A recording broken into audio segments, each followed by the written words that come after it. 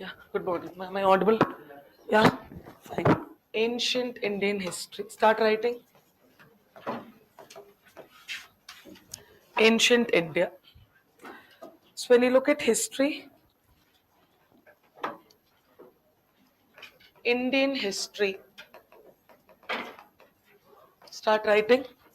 Indian history is divided into three parts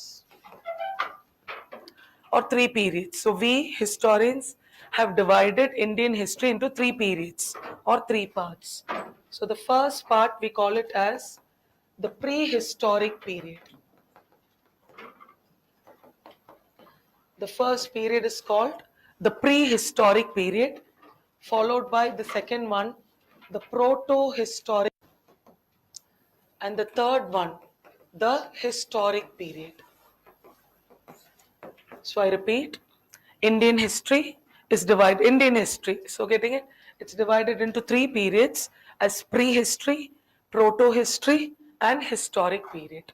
So what are these? Why are these calculations, or why did historians divide it? So there are some reasons for it. Have you written it? You have to copy it faster and listen, copy, do it faster simultaneously because we have to go to the next page. Clear? So you take any history, you take it ancient, medieval, modern, you take any part, you can put the history into proto-historic. Now what are these? Why did historians divide it like this? Or what made them to divide it? So let's see the features of it. First, let's go to the prehistoric period. So what is this prehistoric period? What is this prehistoric period? We'll move on with the features. Number one.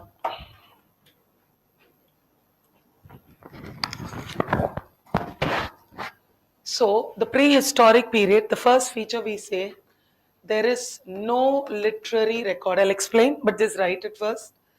There is no literary records.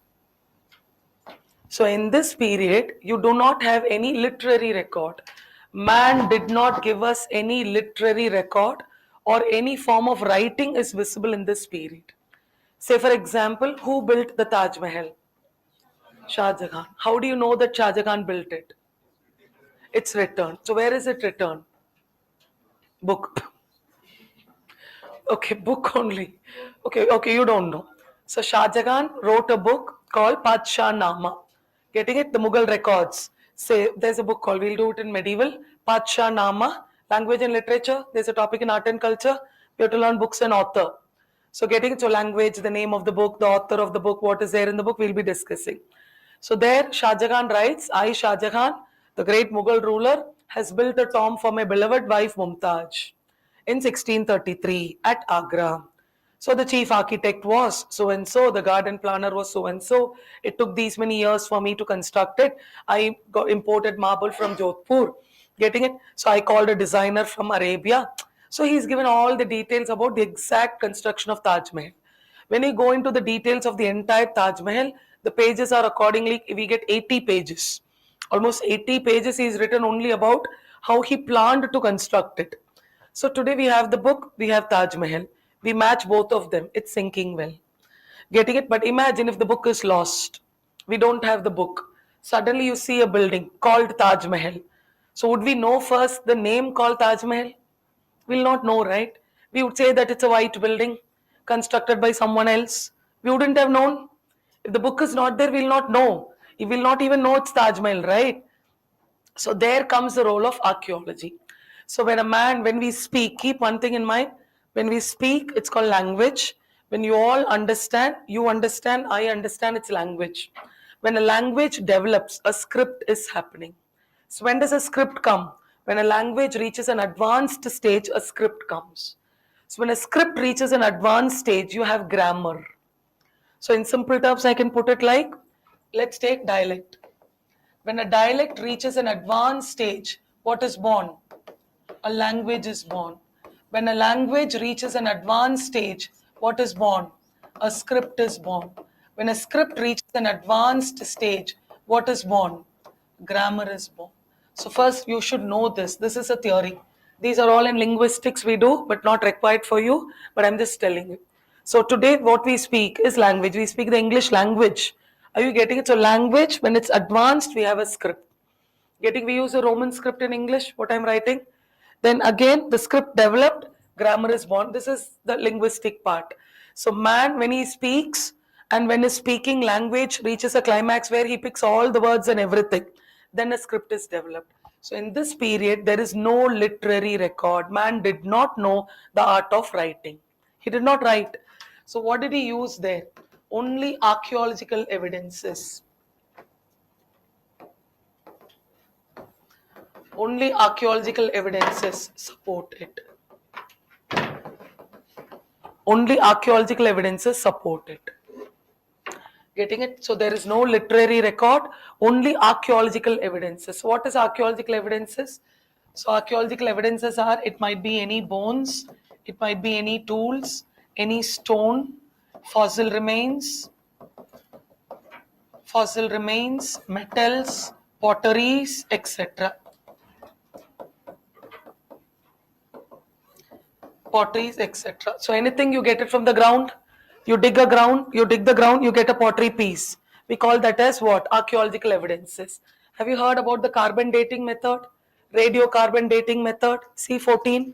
So whenever archaeologist, so what do we do when we are not able to find a particular period, or we are not able to find a particular metal or a material to which period it belongs, we take the help of dating method. So these all give us the timeline. So man has used all of them. Today when we date all of them, we get a particular year. And these all together, if these are more than 100 years old, any one of them, if it is more than 100 years old, we call them as artifact. So what is an artifact? Any bone, any tool, any stone which was used by ancient man, which is more than 100 years old now, that becomes an artifact. Have you heard that ancient ones are called, antiques? Antiques, generally we use it for ornaments, for sculpture and all of them. And certain antiques are very expensive. Why? Because it might have been used by the Chola. Have you seen the Nataraj Chola statue? The dancing, the Shiva Nataraj, the statue of Nataraj is being stolen. The antiques of Cholas have been stolen. So we've recovered them from Australia now. Getting it, our government is bringing back all the stolen objects. So we don't use the term objects, we use the term artifact because it's a metal. The Nataraj statue was made by bronze. So again, it's a metal. It could be anything.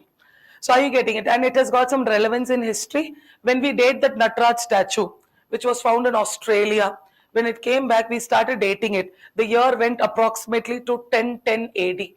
So 1010 AD, we go to the historical chart. We open the book. Who ruled 1010 AD? And exactly the bronze, it belongs to South India. 1010 AD was a period of Rajaraja Chola. So automatically, what do we believe? The statue belongs to Chola. Particularly which ruler? Rajaraja Chola. The statue was in a place called Urayur. Urayur is near Tanjore. It was there, but someone flicked it and took it to Australia. And later now we brought it. That's what when you read papers, you'll find antiques have been brought back. Buddha's statue has been brought back. So we're getting all these. So we use the term as what? Antiques, artifact. See, potteries are of no use. We keep it in the museum. Stone is of no use. Fossil remain is of no use in the sense it's not a level of attraction, right? I show you pottery, will you be getting attracted? No. But when I show you a statue of Saraswati or a statue of Buddha, we tend to see, right? How does Buddha look like? How is his eyes? How is his hair? How is Saraswati holding the veena? We get fascinated. So there's a difference in the way we look at it. But for historians, all of them are precious. So these are all called artifacts. So in this period, man did not know the art of writing. Man did not do anything. He used some materials with him. What all he used, he just passed it on. So what is the example of this period? If we take an example of this prehistoric period, okay, I'll write it here. I don't have space. Example number 1, the Paleolithic Age. Have you heard this? So the Paleolithic Age comes here, followed by, I'll just erase them. So the Paleolithic Age is an example of prehistoric period. Why? Man did not write anything. Followed by the Mesolithic age, followed by the Neolithic age, and followed by the fourth one, the Chalcolithic or the Chalcolithic age. So there are four periods which comes under the prehistoric period. So you should study them in order. Do not shuffle them. Paleo, Meso, Neo, Chalco. So these four brackets or these four periods come in which period of history? Prehistoric period. Now my question is why? Why does it come in prehistoric period? Simple. No literary records. It's only archaeological evidences. We've got them all. Have you heard in 6th standard you would have studied the old Stone Age man? He used to walk like this. He used to have long hair. The Homo sapien, Neanderthal man. He used to walk. He used to eat. He used to tear an animal, eat, then throw, walk. So this is what. So we're just studying about the origin of man. Because our history starts, you need to know the history. How did man come? What happened? How did he evolve? Because evolution of mankind is something very important in history. And what is history in simple terms? Study about the past. So yesterday what happened is today's history, isn't it? So what happened yesterday is today's history. But today we are in a recording phase. We record everything. But in those days, man did not record anything. It was just moving on. So this is the prehistoric period. Clear? Now to going on to the second period. What is the second period called? The Protohistoric period. So what is Protohistoric period? The second one is called the Protohistoric period. So what are the features here? Number one, literary records are available. Literary records are available. We do have literary records. Getting it? So man did write something. So when man did write something, man would have spoken. Only when you speak, you write. Getting it? So man would have definitely spoken. So can we say language existed during this period? So in proto-history, there was 100% a language. Why? Because literary records are available, but we are unable to decipher it. But we are unable to decipher it. We are not able to decode it.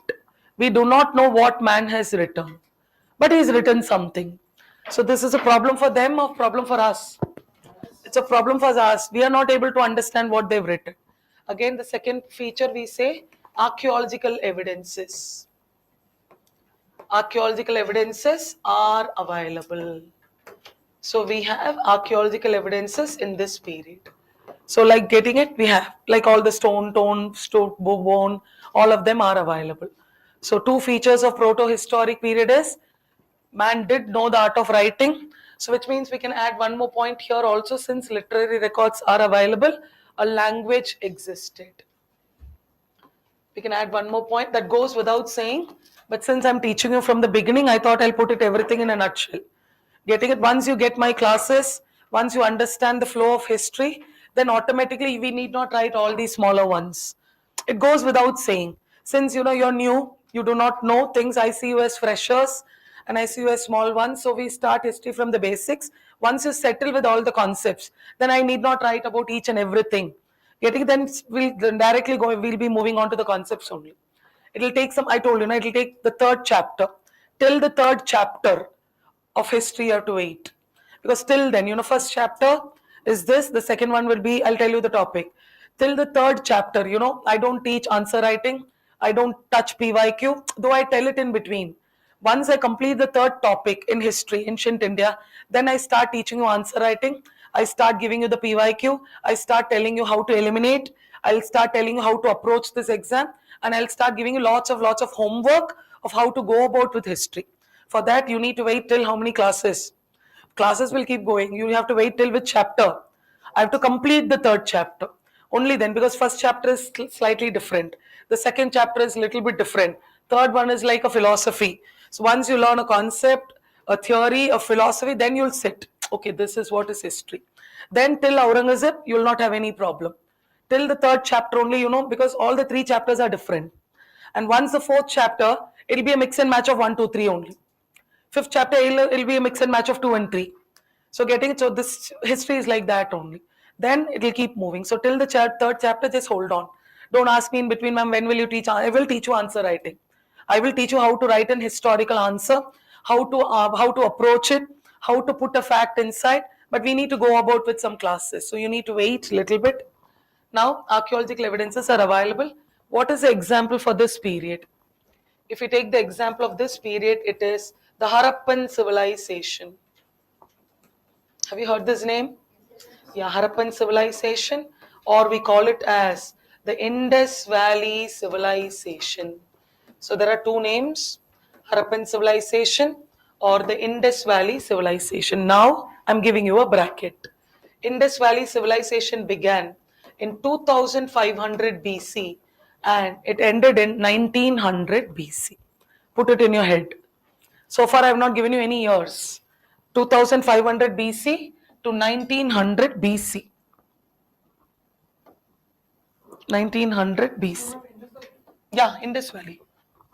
Who's that, ma? Indus Valley, ah. The bracket of IVC is 2500 BC to 1900 BC. So how many years? 600 years, Harappans were ruling North India. 6 BC will decrease. I'll tell you. I'll to teach you BC and AD. Let me tell you what is proto-historic. So clear? So Paleolithic, Mesolithic. What is the first point of Indian history? The first history in India would be Paleolithic. First, we study about a man. We open India. When the curtain opens, India comes. The first is Paleolithic, followed by Meso, Neo, Chalco, IVC. So I didn't give you any brackets for pre. I'll touch it. It's a little bit tricky. We'll do it. But memorize this. Now we are done here with proto history. So what is it? Literary records are available, unable to decipher. What is this? ABC, alphabets. 1, 2, 3. What is this? Number, numerical, okay. Shapes, symbol, fine. What is it? Devanagari, Hindi. Okay, Devanagari script, fine. You're able to read it? Now. What is this? What is this? I'm asking you, what is this? You so told me it's A, B, C. Likewise, what is this? Symbol 2 at the rate. People who know, yeah. So what is this? The moment you told her, I got a heart attack. I was like, okay, yeah. Not able to? You don't know? Some know? Okay, fine, it's fine. Hold on. You're not able to read or so if you're not able to read, what will you call it? Symbol, some sign, fine.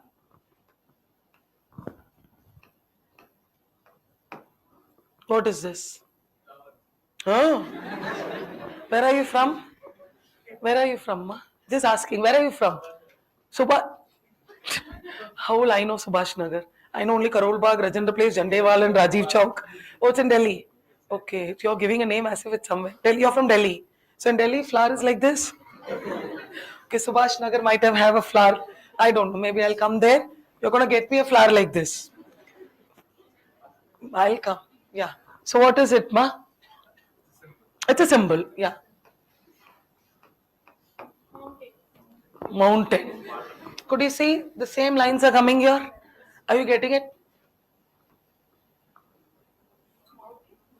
We are not able to know. So this is this is Roman script, that is English. This is number, this is symbol, this is Devanagari, this is Tamil. Tamil script, it's my script, my mother tongue. So I've written it because you don't know Tamil. I know, right? Why I'm writing it? Because you don't know. It's my script. Someone said E because they know it. That's why I told them be quiet. If you're sitting here, you're a Tamil, you'll know it, right? So it's my mother tongue, I'll know. But you do not know. Doesn't mean the world doesn't know. Are you getting it? I do not. I know Devanagari because I've learned it in my linguistic classes. I can write Hindi. I can write Devanagari. But I do not know what I'm writing. Are you getting? Because in my linguistic classes, I've written. I've learned all the script. You tell me to write, I can write. But I don't know what I'm writing. Because I don't write because what if someone tells me something and I write something? I'm worried about that. Because in my linguistic classes, I've written. So I can write a letter, I can read all the name board, signboard and all here. So my husband speaks Hindi, I don't know, I don't get it. So wherever we go, I will read. He knows Hindi, we'll match it and we'll travel. So he'll say, what is this, Kirthika? Come on, read it. I'll be reading it. So he knows it. But he doesn't know to read and write. He's just speaking. And that's how we live in Delhi. So now I'm trying to, because little bit I'm knowing. Because we do this in our linguistic classes. Now all the script we've learned. Hope you got it. So this is how, script is different, language is different. So some script helps other script. Say Devanagari was a script used for Sanskrit. But today Devanagari is used for Hindi language. Are you getting it? So Hindi language, people use what script? Devanagari. So a script can help a language. There are many languages in India where they do not have a script. I can give you an example. The Gond language of Maharashtra. Gond, Gond tribes. The Gond tribes of Maharashtra, the Gond tribal community, they don't have a script. So what now the Gonds have decided, they have requested Google long back. Sundar Pichai, they have requested Google telling that if you can give us a language, help us with the script, it will be fine. So immediately what Google suggested them is you use English, the Roman script. So the language will be Gond. The script will be what? Roman. Now let me give you a small example. I'll give you a small example.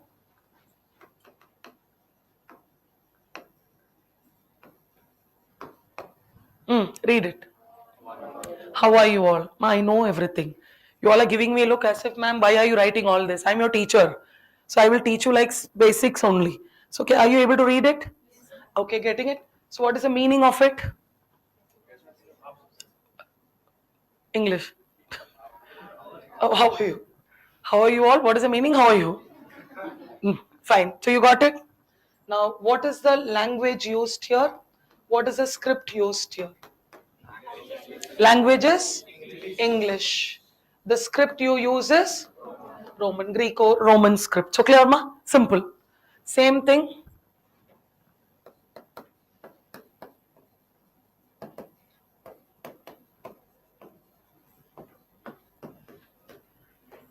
Again, you will say Tamil. No? Yeah. So can you read it? Are you able to read it? Read. Read and tell me.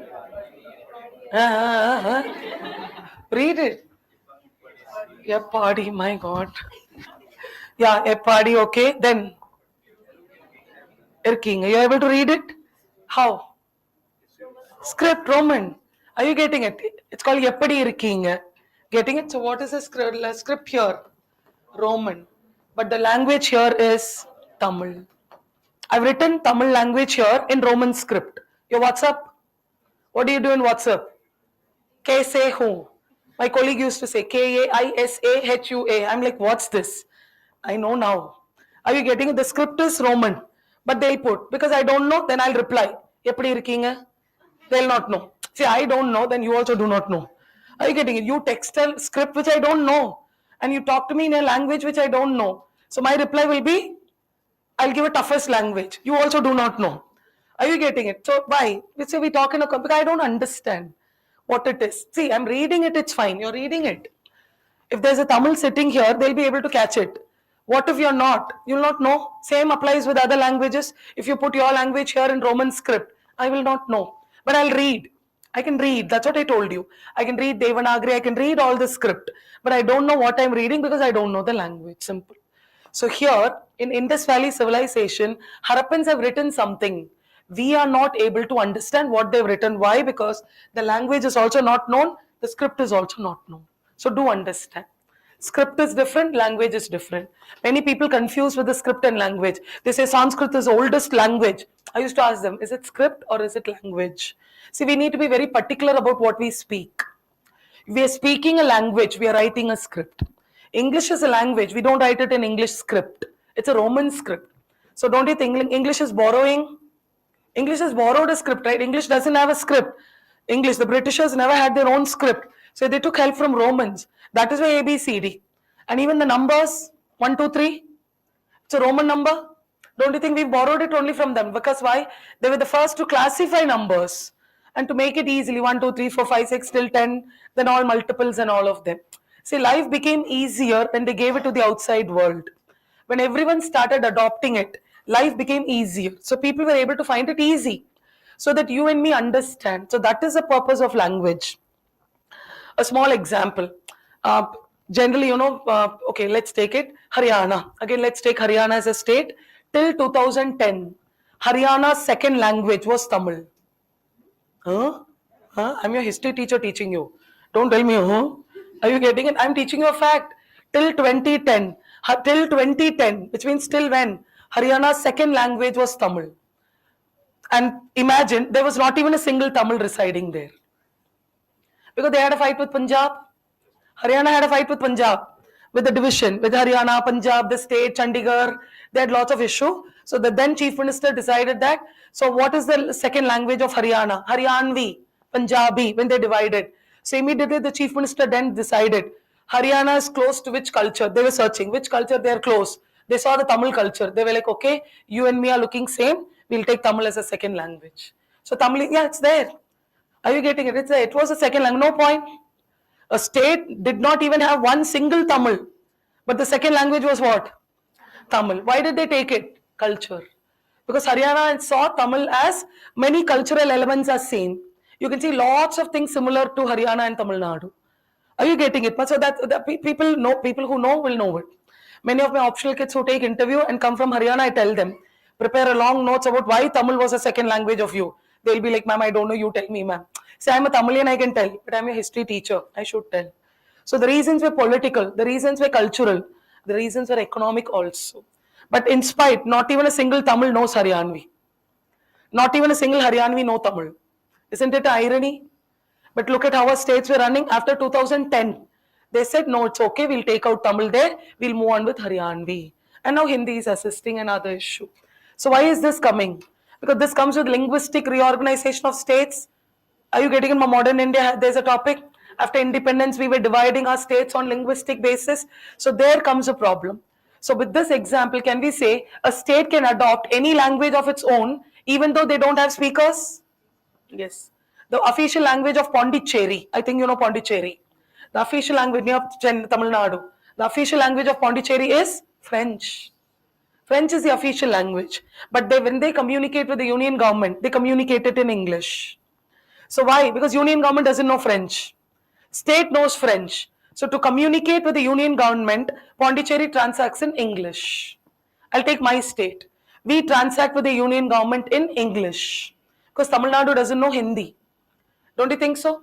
So, but my neighboring state, Karnataka, Karnataka's language is Kannada. State language is Kannada. But Karnataka, when it transacts with the union government, it transacts in Hindi. It's Hindi. So I'm teaching you a language here. So don't, whatever I speak, I'm connecting it and it's a topic here. I'm not going out of the syllabus. You have to be very careful. So I've given you Pondicherry example, I've given you Tamil Nadu example, I've given you Karnataka example. So some transact. Let's take UP. The language is Hindi. Union government, UP transacts in Hindi only. Are you getting it? So it doesn't mean a language should be of the same only. But that's why today we have two official language. India does not have a national language. Are you getting? We have official language. One is Hindi, assisted by English. So Tamil Nadu government will transact with the union government in English. Simple. Are you getting it? That is why the script plays a very important role. Tomorrow when you become bureaucrats to a particular state, don't you think you'll be learning the state language? You should learn the state language because you need to mingle with the people. You are that one person in the district. You are that special one. Don't you think? That's why this post is very important. See, I'm in the crowd.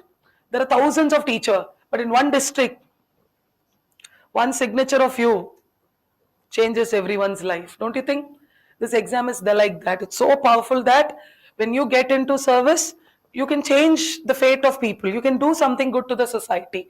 And that is the power of this exam. And you have to learn the language. Why? Only then you can talk to XYZ. If you're in that state, you have to deal with poor people, common people like me, and I will fight with you. You be posted to Tamil Nadu. I'll be asking you, what did you do to my district? I will ask you in Tamil. So you'll be answering to me if provided you're there. So language is something important. That is why script and language goes hand in hand. That is also one reason. There are many people in India, even my friends, if I can put it, there are many, my students, because I used to scold them so badly. I'm a very strict teacher, I scold very badly. Let's see. Are you getting it? Yeah. I scold so badly. If you don't study, I get so angry. I get angry like this. I scold. If you don't study, if you're very serious, you don't study, I get angry. If you're not serious, ma'am, I'm coming here for time pass. I'm here for something else. Tell me, I'll not disturb you at all. You don't disturb, I don't disturb, deal. But you're here for studies, I'm also very serious. You because the purpose is like you want to clear. So in that way, if you don't study, I get angry. You'll see. You'll know how, ma'am, how will you get angry? How will you know me? You'll see in few classes you'll get to know because I'll start asking questions. If you don't answer, Hiroshima, Nagasaki, individual Hiroshima. Are you getting it? I'll point it out. Ma, tell me. Okay, getting it. Yellow shirt, tell me. Getting it. The black t-shirt, tell me. The checked shirt, tell me. I used to point because I don't know your names. So I'll be telling you like this, or I'll tell you, Ma, tell me the answer. Are you getting it? So you have to study and come every day because there's no point. History is a little bit lengthy. So likewise, when you look at it, the language plays, I was about to tell this, it was very difficult to connect it. So what did Harappans use? This is a Harappan script. Leave this. This is cut it. So this is a Harappan script. So we have script everywhere. Wherever we go into this Indus Valley civilization, script is there, but we are not able to read it. So we keep it in which history? Protohistoric period. So this is the part. Now the third part we are moving on is the historic period.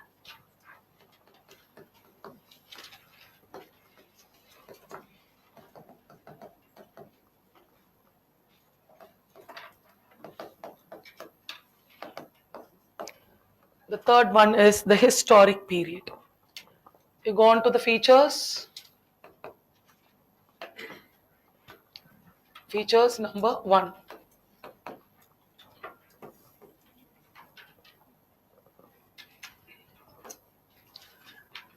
Both literary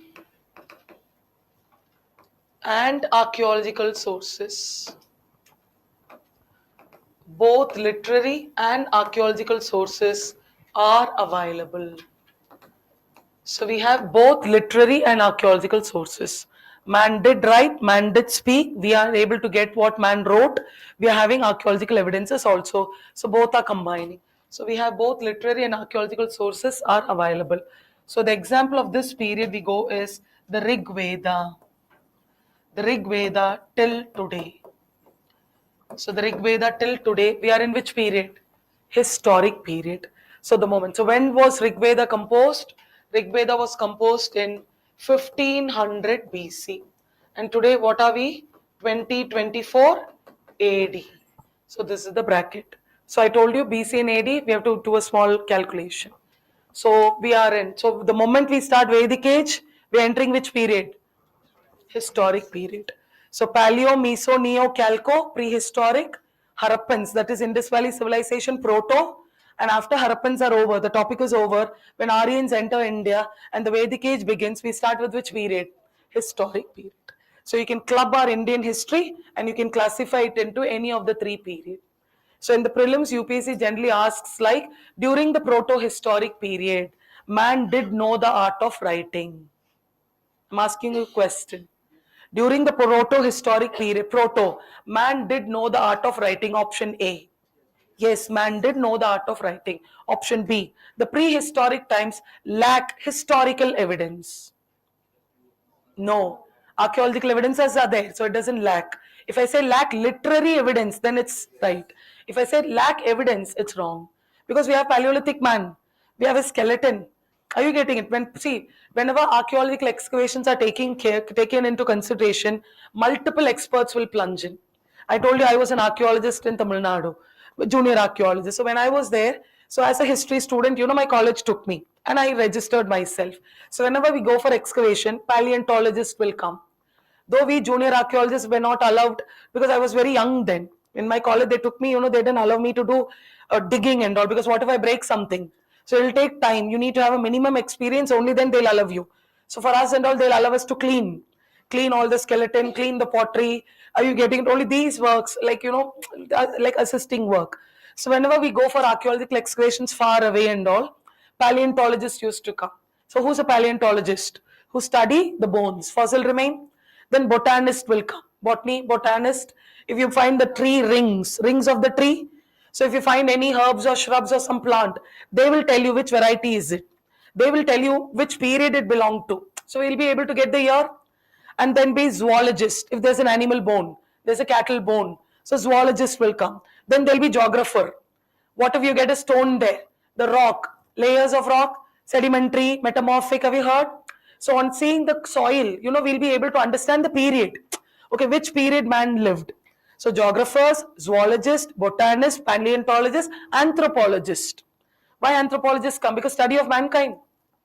When did humans first evolve? When you give them a skeleton, how old is he? Is it a male or a female? How did he die? Or how did she die? What happened? Why is the head so big? So how did they evolve? Today heads are very small. Have you heard the Paleolithic man head was so heavy? Man has evolved. Man was walking like this. Today we walk straight. Don't you think it's an evolution? So all these anthropologists give us. So it's a study of multiple elements coming together, and then we historians come into the picture, we write history. We do the dating method, we get a particular year. That year, we either fix it anywhere. It can be Paleo, it can be Meso, it can be Neo, it can be Calco, it can be Indus Valley, or it can be even where? Vedic age, it can be historic period. So this is how history is carved. History gets easier when literary records are there. See, today we talk about Akbar. When you study about Akbar, there's a book called Aini Akbari or Akbarnama. The Mughal court records are there. So it's easy for us to study Akbar because why? There's a literary record. What if there's no book? Then we have to scratch our head. So are you getting it? That is why ancient India is a little bit tricky. People find it tricky. Why? Because it will be always on debate. Did they do this? No, they might have done it. No, it might have been this. No, it might have been like this. People take views. People take opinions. That's why, some topics become opinionated. Everyone give their own view. Have you seen? But we don't take it. UPSC exam, when you take an exam, get in my college when I used to teach theories. I used to teach all the opinion because it's academic program. But for UPSC, cut all the opinion, which is not required. I told you, be like a straight blinkered horse. What is there in the exam, study only them. What is there in the book? What till now is a fact. The government of India has accepted that only. We are going with that only. So till then, I told you yesterday, when they change, I'll change. When they don't change, we are going it accordingly. So this is how you need to. So don't get deviated like I saw something there. They are saying that. Let anyone say anything. You go with books. As I told you. Because people can write any article. I'm a historian. I write some articles in Tamil paper. Newspaper I do write at times. So whenever I write my article, I give my opinion. Just I'm sharing my opinion in the paper. It might have been like that. Because in Tamil Nadu, the Keeladi excavation is going on now.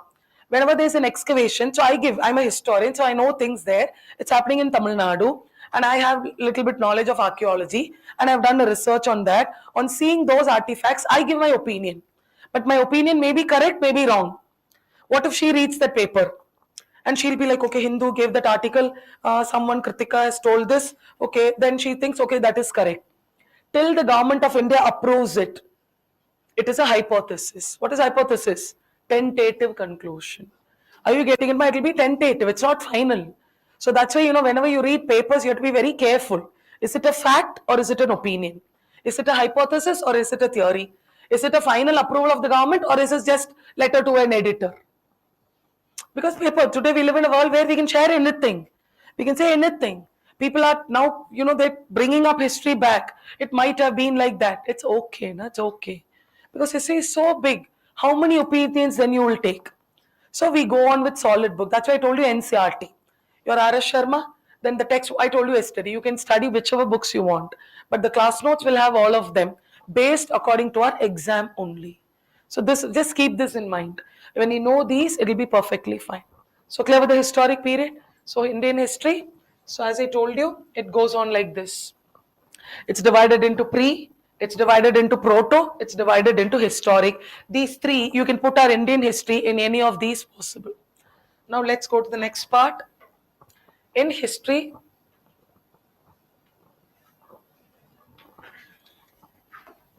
just start writing BC, AD, decade, century, millennium. So these are some terms we use in history. BC, AD, decade, millennium, century. So what is BC, ma? What is the explanation of BC? Before Christ. Yeah. So write down.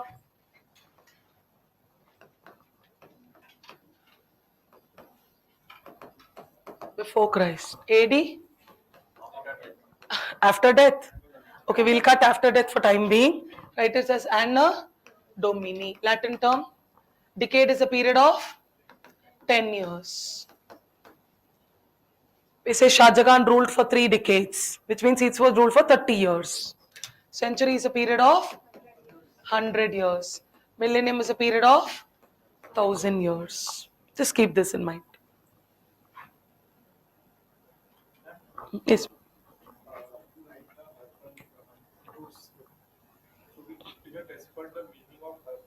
We don't know. That all we know. That all we can find. I'll be teaching you.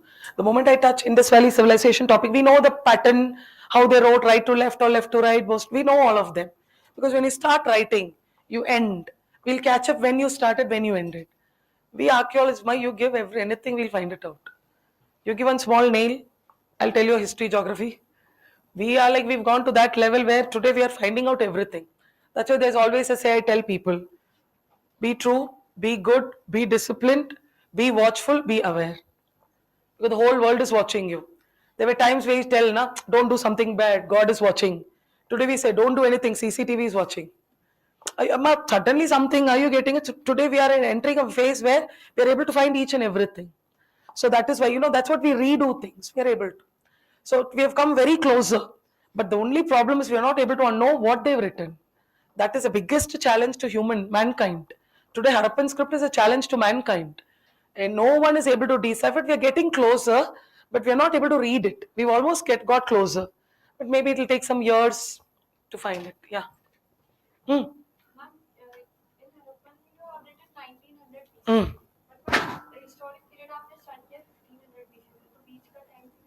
No, hold on. I'm going to teach you that now. I told you, na BC, something is there. Just hold on. It's all scattered. I've given you the brackets here and there. Historic period. When was Rig Veda written? When was Rig Veda compiled? 1500. So don't you think there's a gap? There's a gap between Harappan and the gap between Vedic age. So there's something. I have to connect it. Just hold on. Shall we go? Now, keep this. Now, what is it today's date, ma? Yeah, 31st.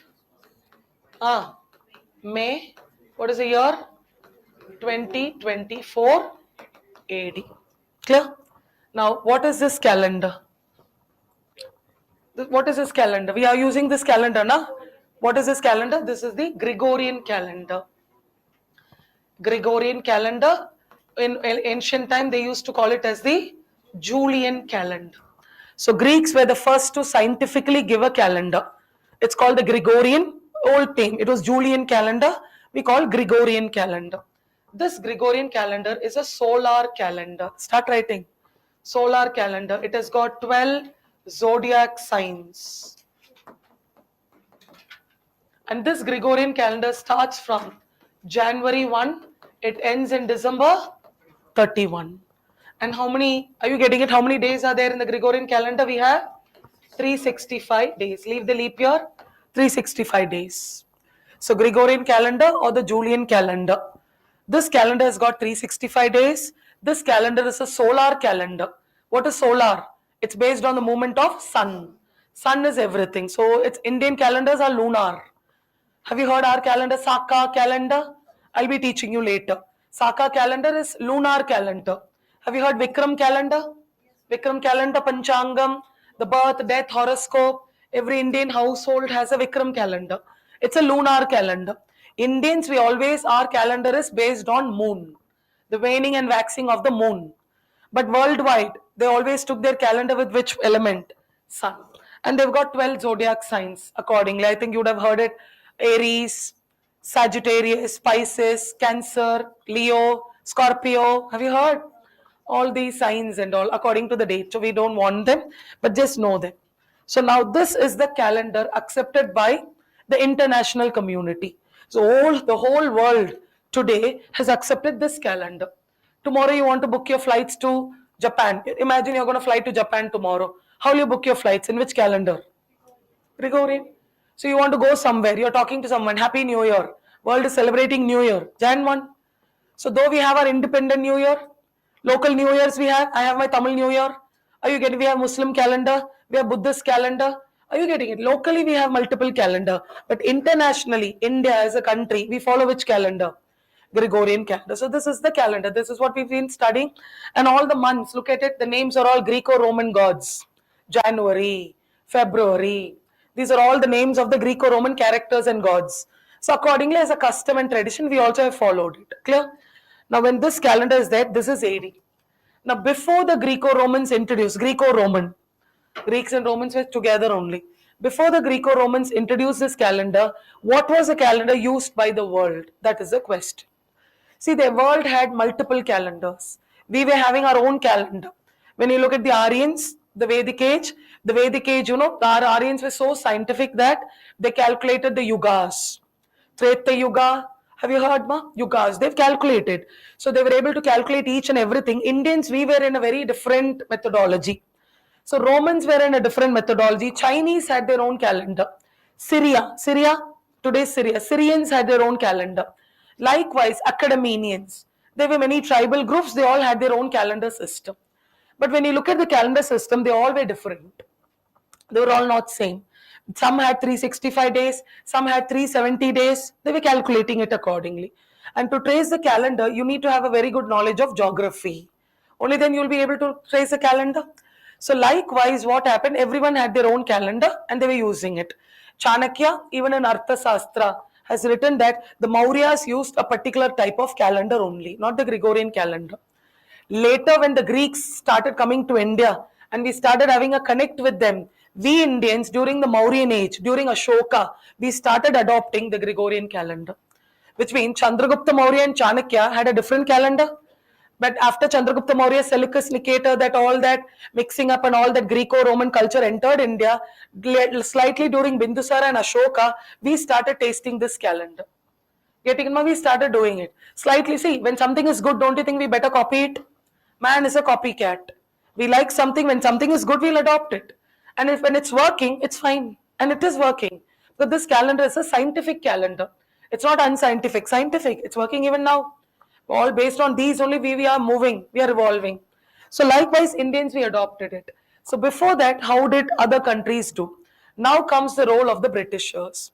See, Britishers, when they began to rule us, they were like fascinated with Indian history. They thought one thing about us is these Indians are rich in culture. Indians have a very rich culture, was the mindset of the Britishers, which is very true. So they were always thinking that these people are so good, us. These people are so good, they're very good in culture and traditional values, their history might have been so big. But we never had that chronicling sense in history. We never recorded each and everything in an orderly way because we mind our own business only. We don't write about others. Then, are you getting it? So we keep writing only about them. So Britishers thought this land is so big, there should definitely be a history. So who wrote our history? Britishers wrote our history. Have you heard a term called the white man's burden? It was a white man's burden to reconstruct our past. So when he started taking measures to write our history, he wanted a chart. He wanted a calendar. So he was confused of how to go about writing. So now what happened? That is where historiography began. Listen, nothing to write now. Just listen, then you can write it a bit later. This is how a history chart will look like. I'm not teaching you history in detail, just a small glimpse to just understand basics. The historical chart will look like this. Clear? The starting year we put it as BC. Getting it? The starting year is BC. Keep one thing in mind. BC will always decrease. Put this in your head. BC will decrease. So there is something they started with BC. BC will decrease. I gave you a year for Harappan civilization. What is the year I gave you for Indus Valley? Till now I've given you that year. 2500 BC. The next year will be 2499. Next year will be 2498. Like this it will come. It will come to 1 BC. So that 1 year will have 365 days. This will have 365 days. Gregorian calendar only. Are you getting January 1, December 31? Same calendar only they're using. Because it's a scientific calendar. So the Britishers are bringing all the history, every country's history into this chart. And they're putting all history will start with BC. and they're bringing some years. I'm taking Indian, this is our Indian chart. So it'll be 1 BC. This 1, automatically when 1 crosses this line, there's no 0, it'll become 1. 1 will become 1. Say for example, today is 31st December 1 BC. Tomorrow it will be 1 January, 1st January 1 AD. So this BC will become AD. Keep one thing in mind, AD will always increase. So this 1 AD will become 2, 3, 4, 5, it will go on. So today where are we? 2024 AD. Don't you think there will be one 2024 BC? Are you all there? So there will be 1500 BC Rig Veda. There will be here 1500 AD. Are you getting it? 1500 AD. Lodhis were ruling. Only in 1526 AD, Babur, first battle of Panipat.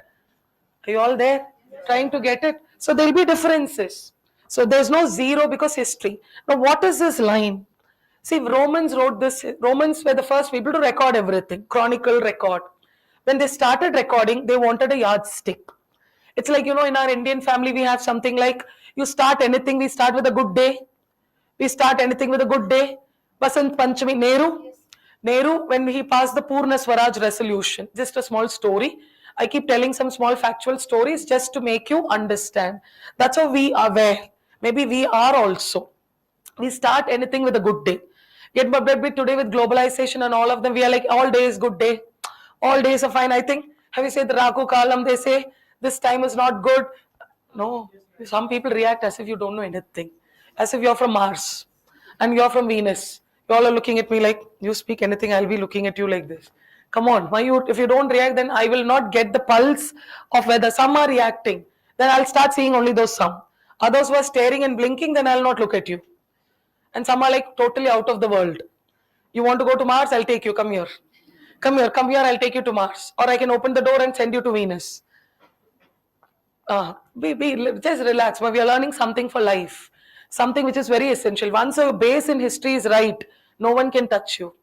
I'm telling you, you should be that knowledgeable. And when you're so knowledgeable, don't you think knowledge is attraction? Knowledge attracts. You're so knowledgeable, you'll be attracted. And we are not here to attract anyone. We are here to write an exam. Attraction is of different level. But now I always believe in the power of knowledge. You study nothing like that. My father always used to tell me, rural father, coming from deep South India, Tamil Nadu, my father always tells us, I can't give you big property, I can't give you big thing. I can give you a good life. I can give you good education. Study, study, study as if you've never studied. And since you study, education will take you to heights. One thing you want to do, get yourself educated. We can give you as much as resources possible. You want anything, but make sure it's possible. And today I'm standing here just because, you all know, I told you yesterday, I'm standing here just because I'm educated. Not just because I'm educated. There are many who's educated. Just because I am knowledgeable. I am intelligent also. Just because I'm knowledgeable, I use my knowledge. When you use your knowledge, you are intelligent. I use my knowledge. I think you all are intelligent. Man is born intelligent. Buddha said, all are born intelligent. Don't you think you all are intelligent in your own level? You want to get money from someone, you know how. You know whom to attack and how to get. What to talk, how to get. You know how to use your knowledge? Positivity. I'm not talking negative. Then it is Vijay Malya. Are you getting it? I'm putting positive knowledge. Negative knowledge is also there. But we are not talking about negativity, positivity. So when you apply your knowledge, you're intelligent. I apply my knowledge in every part of my life. I do apply, I keep applying it. So which means it's my knowledge which has taken me here, of course. And how did I get that knowledge? My education. How did I get my education? My parents. They kept on telling, the only thing we can give you is education, education, education. That only thing we believed. So that's a power. Actually, that's a very big power. And when you're so knowledgeable, you can be headstrong. You can be like, come on, ask me. Come on, you can be strong. And when you're strong with your stuff, you clear this exam faster. And look at the GAs, what I told you yesterday. The 4 core, if you're concentrating and you're thorough, 85% of your job is done. 15% will be very, and when 85% you've covered, don't you think 15% will look very small? Only 15, na? It's not 50, 15. It look like 85. But you should not see it like 85. 85. You have to twist everything easily. Only then, mind will start moving accordingly. So now clear. So there's no 0 for history. 1 will become 1. So now we are where? We are here in 2024 AD. Now what is this line yardstick? Europeans wanted to start. I was telling Nehru. Okay, let me finish that story. Nehru in December 31. Getting Nehru is in December 31. The INC Congress session is happening. So Nehru, Gandhi, Patel, Rajendra Prasad, they all are talking to each other. And there in that INC session, which was held at Lahore, getting Lahore session. It's called the Lahore session. Nehru is the INC president. He's passing a resolution called the Purna Swaraj, telling that India, we want complete independence. So Purna means complete. Swaraj is independence. We want Purna Swaraj. And Gandhi was asked, Gandhi, you have to take it. So they're telling Gandhi, you have to accept the Purna Swaraj. Gandhi is skeptical. He's like, what is this? They passed the resolution. Because everyone is looking at Gandhi. Gandhi, now you have to do something. Come on, Gandhi, take a stick, start walking. Gandhi, you have to do something. All are looking at Gandhi. Gandhi is like, my God. He didn't say my God and all. Gandhi is like, okay, they passed the Purna Swaraj resolution. You have to do something. Because the moment you pass complete independence, Gandhi had to take the next lead. He has to pressurize the Britishers so that the Britishers, will come up with a plan. Then Gandhi will start a movement. That was a plan. So now what happened that day?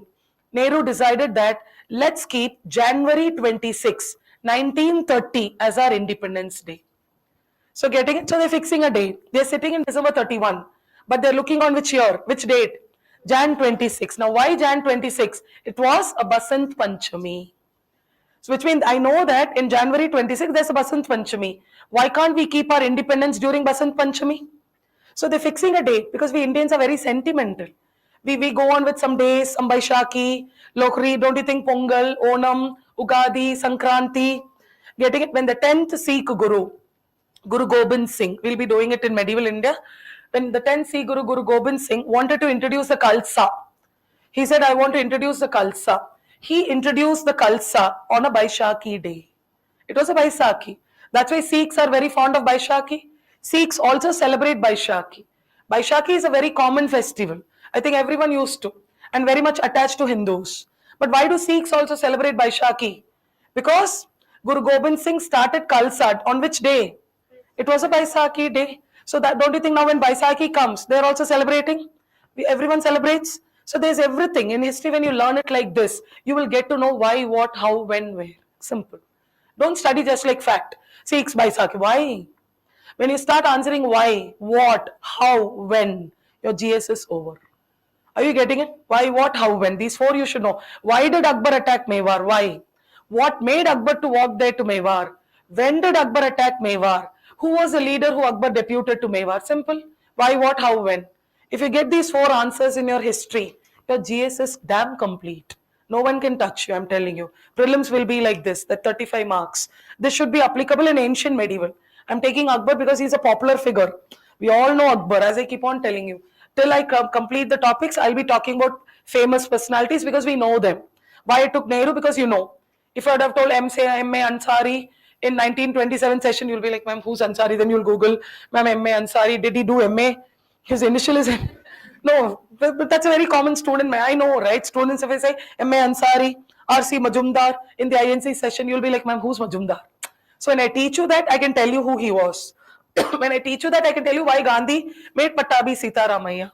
Only while teaching, I can tell you. But these characters, I think it's very popular. Na? Netaji, Bose, Patel, Tilak, Gandhi, Nehru, they're like, very close, very common, very popular. So that's why I keep on putting the popular ones. Always I keep picking up them.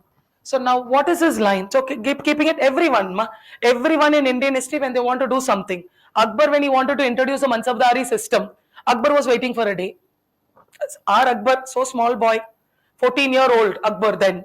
Are you getting it? When he was talking to Bairam Khan, Akbar is telling, we'll start the Mansabdari system. Akbar only introduced it. So now Bairam Khan is telling Akbar, Akbar, let's have a day. Nah? Let's start it in a good day. Akbar is a small boy, teen, 13, 14. What will teen do? You'll know. They'll not listen to anyone. Are you getting? So Akbar is a teen. He was like, no, Bairam, all days, good day only. That's a teen. But Bairam said, no, no, no. First time we are starting something. And as a Mughal ruler, first time you're doing something. Let's start on a good day. So Akbar as a father, Bayram was a fatherly figure. So Akbar said, okay, Bayram, you do whatever you want. So Bayram went to the Islamic calendar. Then he fixed a particular day. It was a very good day. I'll tell you what is that day when I teach you then. Then Akbar, they started the Mansabdari system. The moment they started, it was like boom. It was very popular. Till Aurangzeb, Mansabdari system helped the Mughals. Hadn't there been Mansabdari system, the Mughals would have at least collapsed. At least during the reign of Jahangir. During reign of Jahangir, they would have collapsed. But the Mansabdari system made the Mughals intact. Which means what? Something big. Akbar introduced on a good day, Bayram Khan advised. Elders keep telling us, do it in this day, do it in this days. Elders keep telling it. So why? That's a very natural thing what we do. And don't you think the sentiment is there till with us? Still with us? Some people don't travel on particular day. No, not like that. It's there, na? Whenever I go to Tamil Nadu, my mother will say, don't come here on a Monday. My mother will tell me. I'm like, Amma, I've got leave on that day. Don't come on a Saturday. I'm like, flights are flying on Saturday. Are you getting, trains are going on Saturday. No Saturday, no Sunday. I'm like, Amma, should I not come home on Saturday or Monday? Or should I not step Karol Bagh on Saturday or Monday? Because if she says, don't come on Monday, I can start my journey on Saturday. Or you get 2 days train, I can go on Monday. She'll be like, no, you should not step your out travel. I'm like, Amma, drink Complan. Are you getting it? Because no leave, na? We hardly get leave. We get only 2 days or 3 days leave. And then that leave Saturday, Sunday, that day, this day, 12 o'clock, 2 o'clock. Don't book your tickets at 12 o'clock.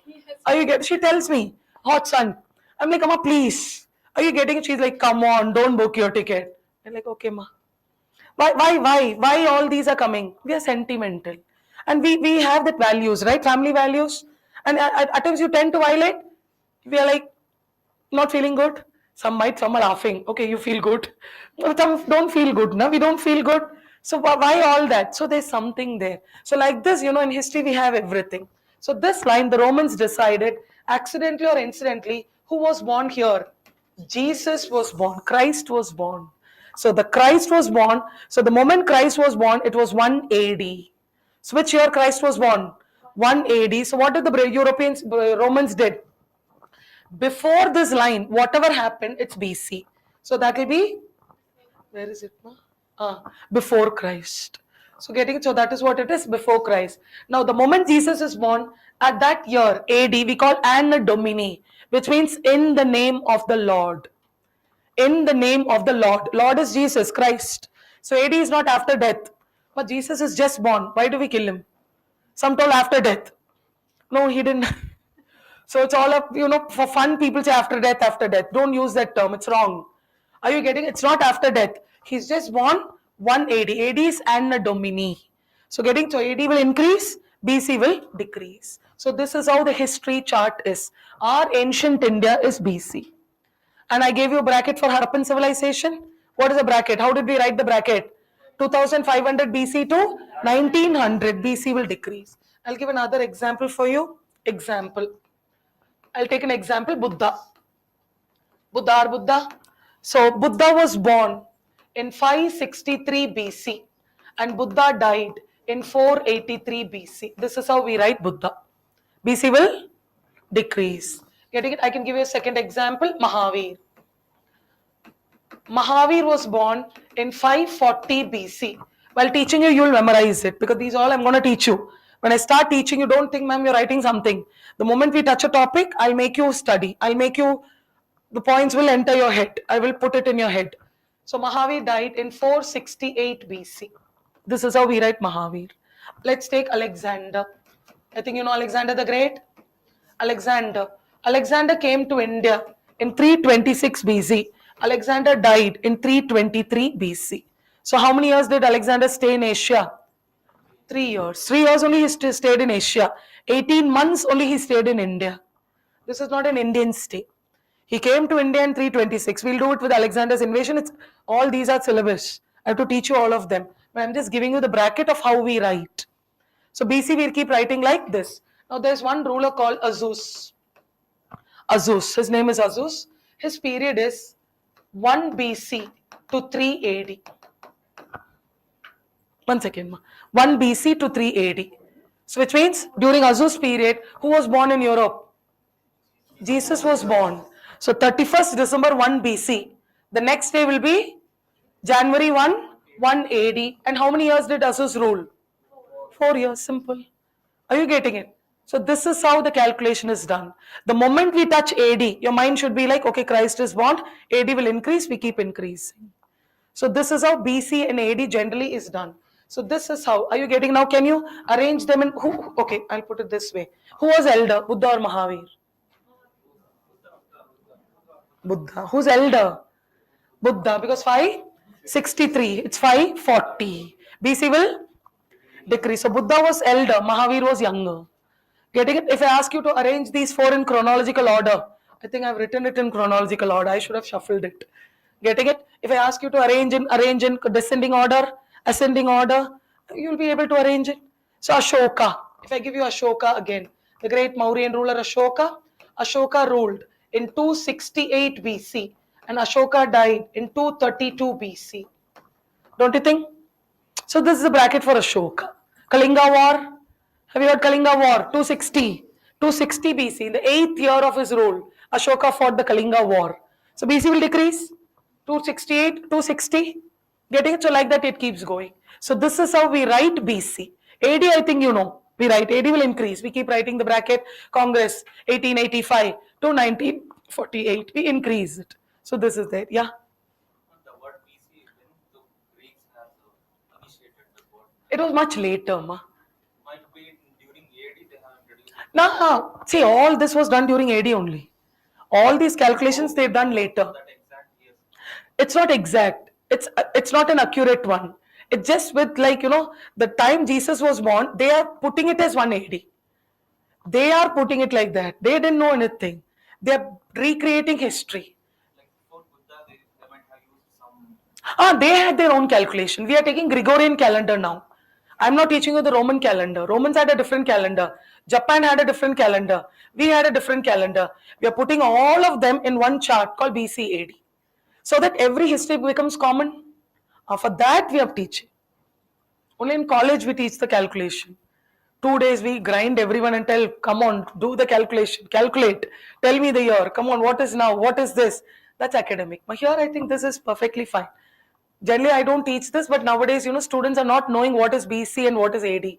They do not know what is a century. Century is a period of 100 years only, not 99 years. So students think it will be 99. No, it's 100. So for that, because since it's ancient, I thought anything you learn it rightly. Learn it correctly so that when you read your books, it will be saying in the 6th century BC. 6th century BC. Now I'm going to give you something to write. So you need to know that. For that, these were all done later.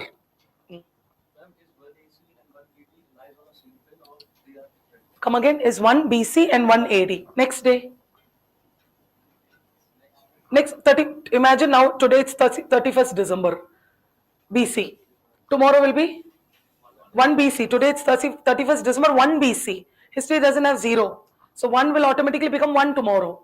So BC will become AD. So tomorrow will be Jan 1 AD. So when tomorrow we are there, we believe who was born in Europe. Jesus was born. We are doing it all later. We are not doing it the current one, because then how will it be possible? Current one. There we are doing all this chart because white man's burden comes later. To make the chart and to make all history come together, they're making this chart. Yeah, someone called me. Ma'am, how did they correlate history with different calendars? Because they must have got some date where they knew that this happened in place A and this happened in place B. But there must be so many There's lots of ifs and buts. Lots of ifs and buts are there. But now, again, that was what?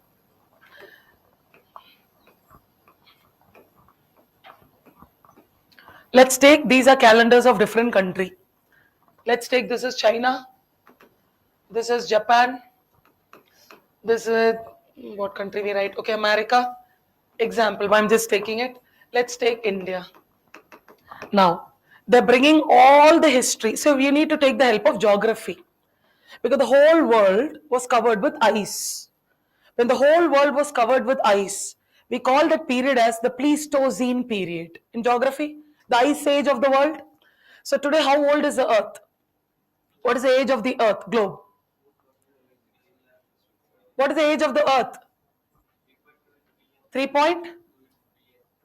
3.2 only.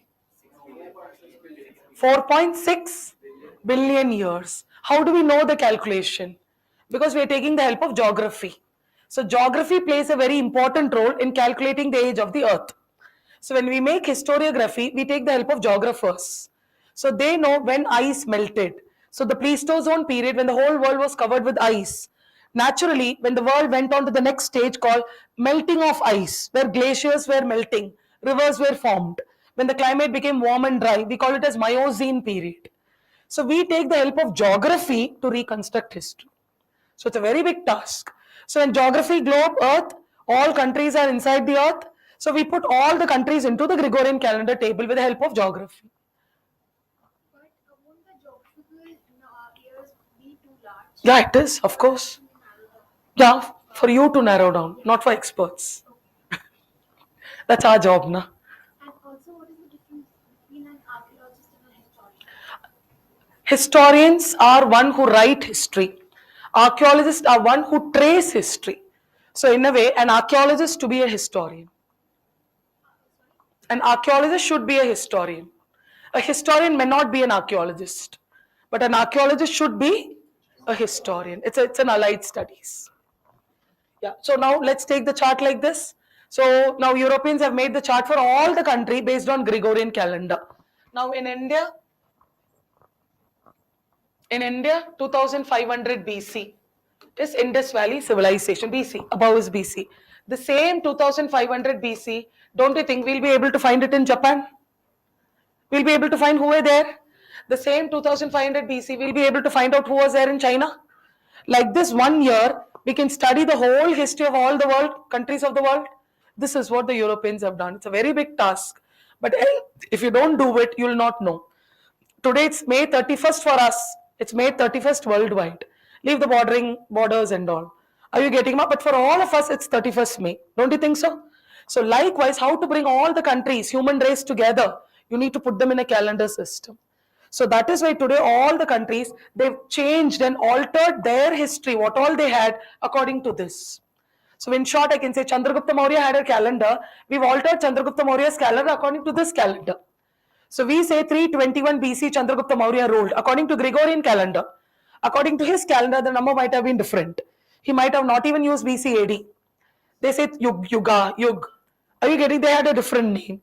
So we are not going on with that. Then that becomes too much of localized. So we are putting it in a common platform to study this. This is how history is generally being made. So clear? This is there. Now the next part. Just take down. Take a fresh sheet because you need to write a little bit more. So make a heading BC. Put a heading, just write. Take a fresh page because you're going to write lots there. Take a fresh page. Write BC. Put a hyphen before Christ. Before Christ. And we know that. Okay. See now what happened? This before Christ, this term looks more religious. Don't you think, Christ? So the World Historical Council decided, why should we use the term BC, BC, BC? It's not looking secular. It's not looking common. It's attached only to one religion. So automatically now what they've done, instead of BC, you can use the term BCE also, which means before Common Era. So you can use this, you can use that, anything possible.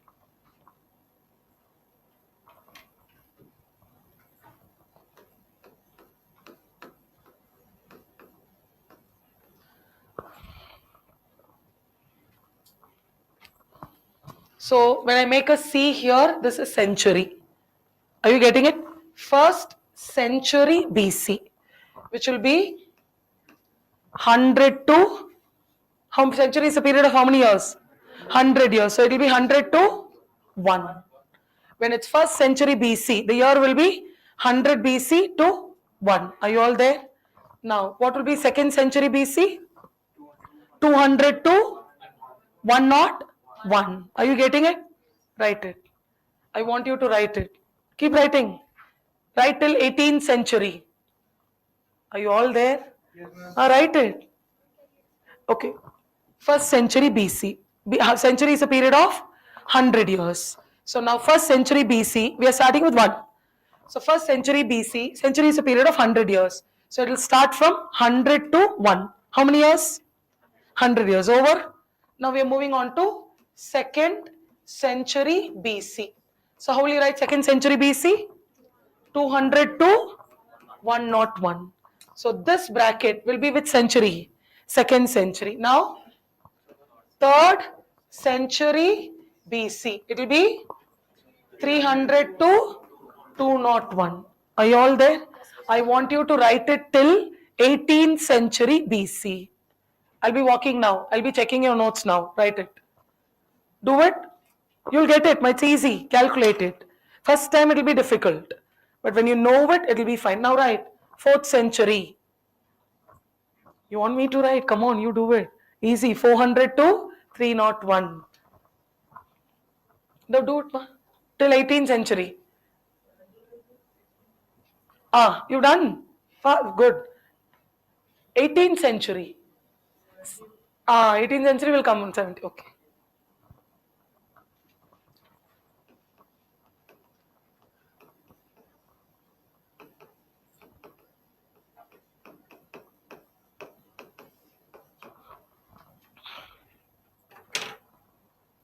Done. Good. So tomorrow someone asks you 14th century BC, you should know the year. Simple. What is for 10th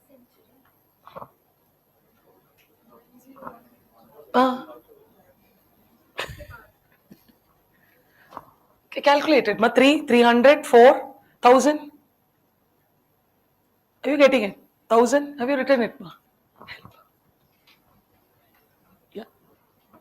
Anyone stuck? Yeah. Help each other. If you're done, just help each other. Same number, numbers only. Done.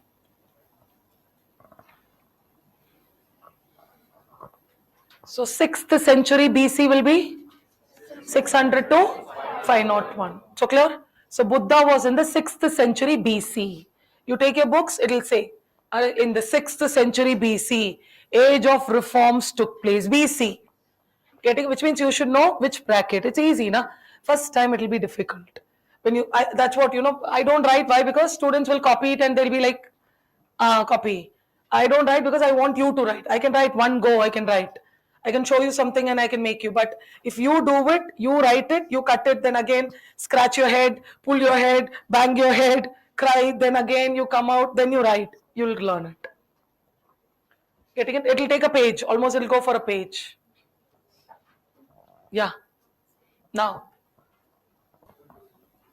Help each other. You can help each other, ma. People who are stuck, you can take help from your friends. No shying away. Don't have that ego that, no. We are learning. Let's learn from anyone. Don't take that way. Okay, I don't know. Don't feel low also. I didn't know this for 10 days. Come on, happy? Happy? I didn't know this for 10 days when I was learning. Simple. So what? We are learning. That's it. You learn slowly, it's fine. Don't shy away. Don't feel bad. Okay, I'm asking some dumb question. You ask dumb question or not, I should decide whether it's dumb. Your friends and classmates should not decide. If it's dumb for them, are you getting it? If you have these attitude and all, you can't grow. Don't be bothered. Okay, ma'am, I want to ask you something, but it may be stupid. I should decide whether it's stupid or not. Kirthika should decide. And I will tell you. If you ask me a stupid question, I will tell you. And I will handle it differently. Are you getting it? So don't shy away. Don't feel bad. Don't feel bad to talk to me in class. I encourage you to talk to me in class only. Any doubts, ask me here in class. Don't hesitate. When you start hesitating, I told you yesterday, your interview, start speaking. When someone asks you something, you have to be straight. And you grow, ma. You have to grow like that. So coming later, see, coming out after class, it's all fine. That's something you have, some botheration you have, something you want to talk to me. After class, it's fine. But any doubts, generally I put it in class so that it's fine. So that your doubt might be a doubt for others who was not wanting to ask. Or your doubt might enlighten someone. Or your doubt might enlighten me also. You get, because I also learn new things. Some of my optional kids, when they ask some question, I'm like, how on earth you people think like that? Some questions make me also, it will hit me also. They ask me, ma'am, how is this for some topics? Because optionals we go a little bit in depth, not this, generally. When we go a little bit in depth, so they used to ask, ma'am, what if this had been happening? So at times for me also it's a breaking point, so I also keep learning. So only when you ask, I'll be able to answer you. So I'll not scold you. I scold you when you don't study. I'm strict when you're indisciplined. When you disturb me, when you do something in class other than learning and you do something, then you'll see another version. Are you getting it? I get angry like this. But I know by now you're all very, kind of, you know things now, you know your purpose, you know what to talk, you know what is a classroom discipline and all that. I think that doesn't happen now. In Madras University, I used to scold students because I was working in a law college. I used to tell them, sit properly. And imagine 80 boys, 4 girls. I was into a law college, and imagine all of them. You teach them law. In the third year, they'll talk law to you. They'll be like, ma'am, my fundamental rights. I'm like, where is the stick? Are you getting it? You talk fundamental rights to me. Getting it because you can't apply. So after 12th, they come to us. It was a boarding college, residential college. So, so I was also into residence only. Chennai was not my hometown. So it's like that, So I used to tell them, you study things rightly. And this, you don't get it. Now you got a classroom, you sit, we study. Imagine after 1 year, we'll not allow you to sit here. Are you getting? You're a student of our academy now. So now value that, understand, have a group, study well, process everything fine, share, talk, ask doubts which is sensible. Are you getting? Which is related to the class, anything. If you have any doubts to the class, I'm here. Are you getting it? But why did they do that? Here I can teach you. So clear with BC. So Buddha lived in BC. Alexander. Getting it? So 326 BC. What is a century? 326 BC. What is a century? Some are saying 3, some are saying 4. 326 BC is 4th century. Someone said 3, corrected. So when did Alexander come to India? In which century? 4th century. Are you getting it, ma? 563 BC. Very good. 6th century. Getting it? 1600 BC. 17th century. Getting it? So you've written till 18th century. Okay, fine. That'll do. 16th century. 1600 BC. No, that is AD. I was about to ask you East India Company. Then East India Company comes in AD. So I just stopped there. No, 1600 BC would be 16th century. 16th century. Or 17. Now you said 17. I only think 17th. No. I was about to ask you East India Company. Then I made a mistake in the question. I just got back. Because East India Company was established in 1600 AD. I know that I was missing out BC and AD, so I got back. Now what's your doubt? No, you said something. He said 17th century for 1600. Okay, fine. It would be 16. Okay, fine. Have you all written it right? Man, I think I should check it out now. Or if I ask you individually, shall I go individually? No, ma'am. Make sure, at least cross check it. I hope you all have written it right. I think it's the same number, 100, 200, 300, 400. You've taken it till 1800. Here it will be 101. You've come till 1701. That's there. So now, yeah, fine. That's right. Yeah. Take the next one. AD. Next page. AD. Fresh page. AD. And Domini.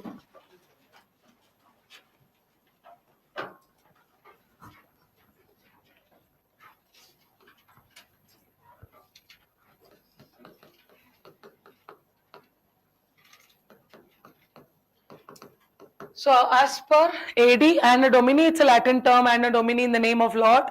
So now what happened? Instead of AD, you can use the term CE, which is Common Era. So instead of that, you can use CE, Common Era. So I'll make it like 1 to 100. This will be 1st century AD. That's it, right? Then here it will be 101 to 200. It will be 2nd century AD.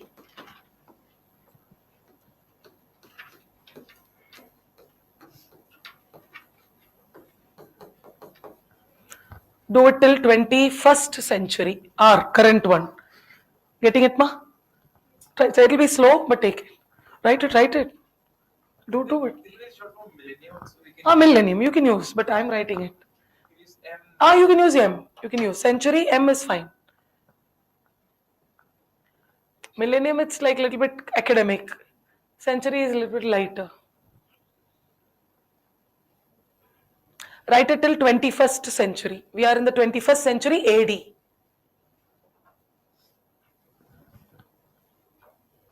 All done? So clear? Now we are in the 21st century AD. So still how many years are there for us to go to the 22nd century? Very good. 76 years are there. Are you getting it? So will we be able to see the next century? Look at your trust. Possibly, will you be able to see the next century? Okay, maybe. That's the positivity of life. Possibly, maybe. Someone like, no. Why not? Have some good things towards life. Have a good feel towards life. All. Yeah. 120. Yeah. Possibly. See, have some trust in life. Trust life. Life will be good. You don't trust life. Life will give a hell out of you. So start. Yeah. Like you will get lots of things only. So when you start believing people, start trusting people. Life is good. Be a giver. Be positive. Be energetic. Be happy. All good things will come to you. If you put one negative thing, universe will give you all negativities only. Are you getting it? So be positive. So we do not know whether we'll be there or not, but we have 76 years more to complete the 21st century. But let's hope. Are you get? I'm just wanting you to calculate, which means till our course is over, till I teach, I'll be telling we are in the 21st century, 21st century, 21st century. Getting it? So this is how it is. So when you know all of them, we say that the Britishers ruled us. Getting when you start modern India, it'll say the 18th century AD. Are you getting it? So that's how they say. 18th century BC. Are you all getting it? So when you read books, you will get it. But I want you to know small things. Century AD, BC, so that attempt some books when you read, like, historic books. They don't go with the year. They go only with the century.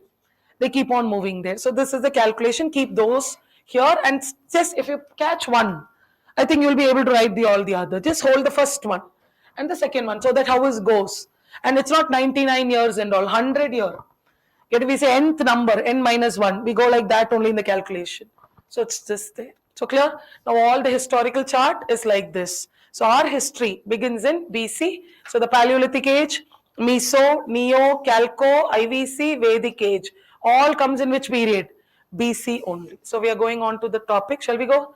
I've done with the basics here with you. And the decade, period of 10 years, century period of 100 years. So I think you all know them. So we don't use it, but just learn them. We'll go to the next part, start writing.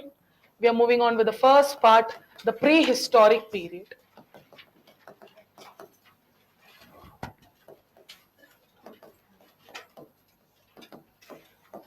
We are moving on with the first part, the prehistoric period. And in the prehistoric period, the first one we are writing is the Paleolithic Age.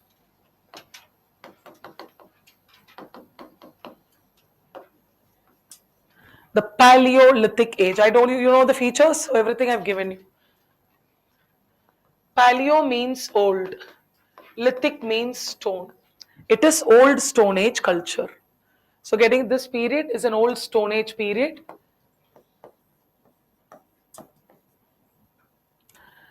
So if I give you the bracket of Paleolithic Age begins in 6 lakh BC and Paleolithic Age ends in 10,000 BC. Are you getting it? Very big period. Are you getting it? Some books would tell you 8,000 BC because we are not able to fix exactly. Even if we write, BC will decrease. So some say 8,000, some historians say 10,000. So if you write 10,000 or 8,000 also, it's fine. This year, we are not able to fix a particular year. We are not exactly saying, we say when Akbar ruled, we say in 1556, Akbar became the ruler. But here we are not able to fix it because archaeological evidences are only there. And the climatic period, as I told you, it's very difficult to process all of them and come. So what is the overall bracket of Paleolithic Age? 6 lakh BC to 10,000 or 8,000 here and there. Now when you look at this paleo, see these are all Latin terms. Paleo means old, lithic means stone. So just imagine the whole world is covered with ice. We are in the Pleistocene period. The whole world is covered with ice. And the first, we are concerned about Indian history. And whenever I say India, this is how in history we draw India. Narmada is the dividing point for history. Getting it? The land above Narmada is called North India. The land below Narmada is called South India historically. Today, Maharashtra, people say that they are North Indians. Are you getting? Historically, Maharashtra is below Narmada. The history of the Marathas, I teach in South Indian history. Peshwas, South Indian history. Getting it? The Siddhi Vinayak temple in Bombay, it's a South Indian temple. Historically, why? Because it is below Narmada. The Ellora temple, Rashtrakuta, the Elephanta cave, have you heard these? They're all South Indian temple. South Indian in the sense I'm making you understand. So this is what? Narmada is the dividing point for history. Afghanistan, Pakistan are part of India. Getting it? Nepal, Bhutan, Bangladesh. That's why we say India. Later they were cut. Divide and rule, they were all cut. So when we start our history, ancient India, this is our India. We take the physical India. We don't take the political India because political India comes later. So we are taking India like this. This is India actually. And this whole world, India, I'm talking about India, was covered with ice. So now when we talk about the Paleolithic man, the first Paleolithic man, where was he? The first Paleolithic man, the human species, he was here. So he was in the south. From south, man started moving. So man did not start moving from the north. Man started moving from the south towards the north. You should know the movement also. He did not come from north to south. So the movement was from south to north only. So the Paleolithic movement starts from here.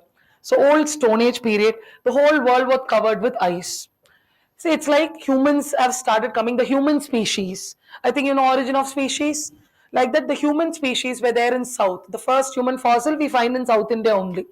Gradually, man started coming. He started populating. Men, women, they started populating. They started moving. What did this man do? We call this man as Paleolithic man because this man did not speak. His vocal cord is intact. This man did not speak. He was just howling, squealing, screaming, shouting, using some sort of sign language. He was just individual. He was not straight. He was like this.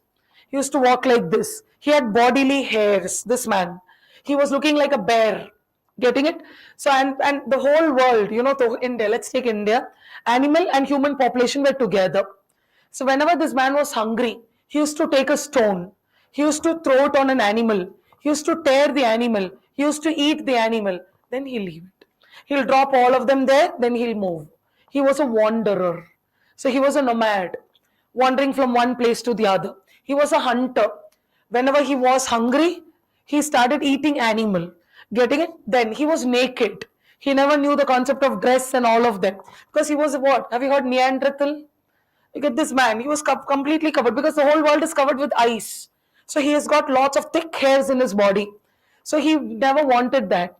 So when you look at the gender, you're taking gender, man and women, the women population was more during this period.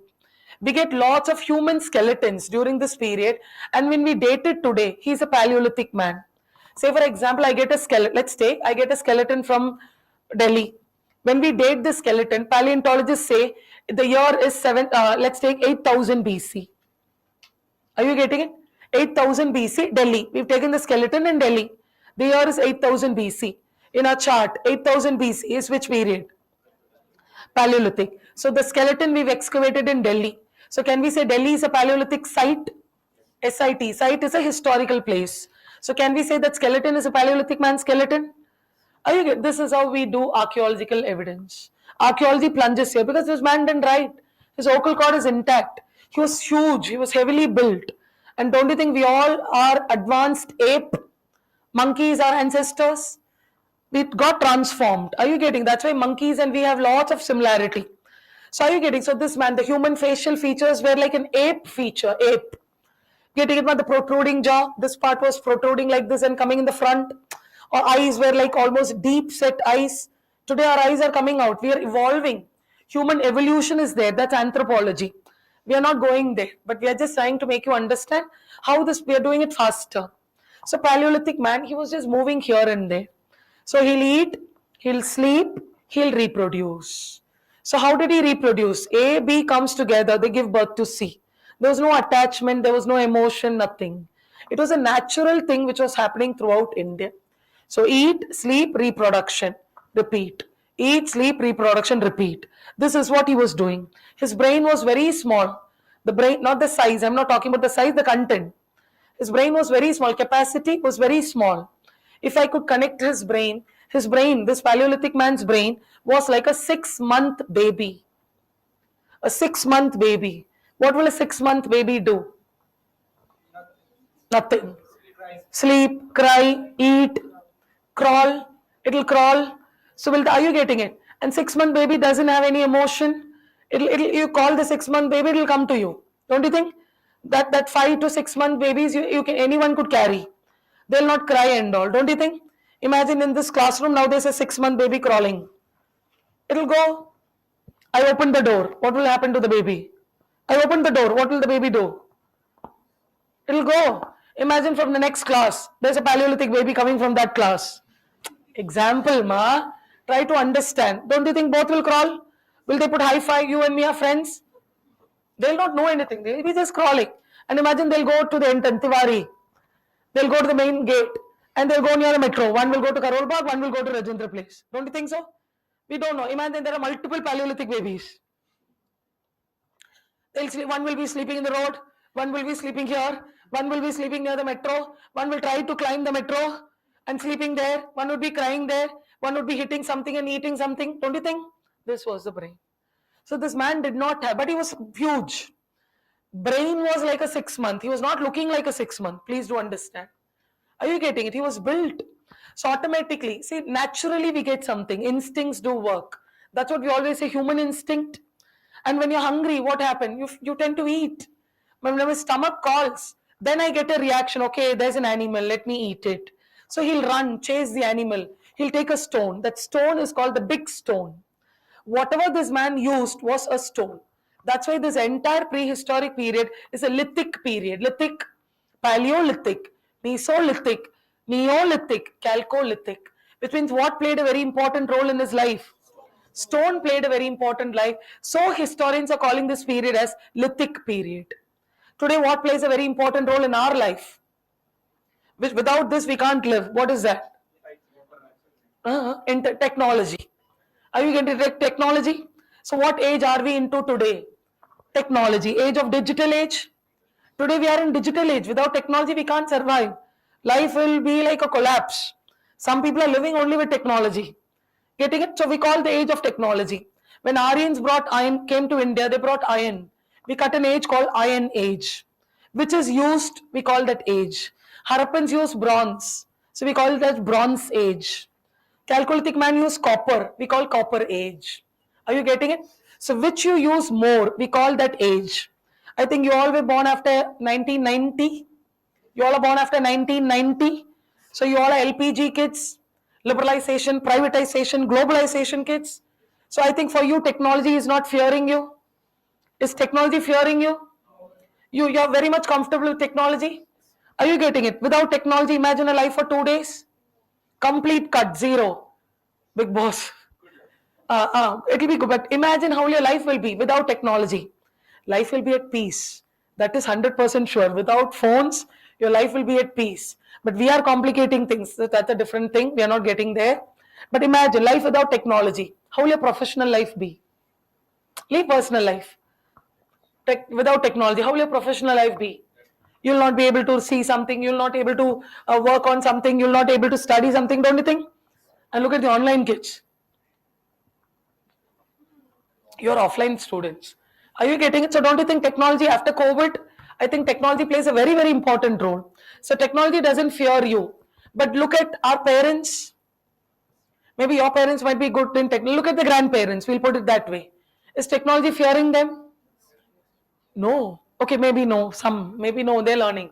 Look at some grandparents, some parents. My parents are scared of technology. They're very scared. Are you getting? They're like, what is this? They're not able to understand. Even though I try to tell them, they're not able to. So you have to help them in each and every stage To make a video call, we have to tell them. They're like, where to touch, where not to touch. Smartphone is like, scary for them. Not for us. For you, it's like this. My daughter, she takes my phone. Though I don't give my phone, phone is not allowed in my family. 4-year and 2-year old, what will they do with phone? So I don't give phones to them. She'll ask me, Amma, what is that? I said, it's office phone. So whenever I do something, she'll take it.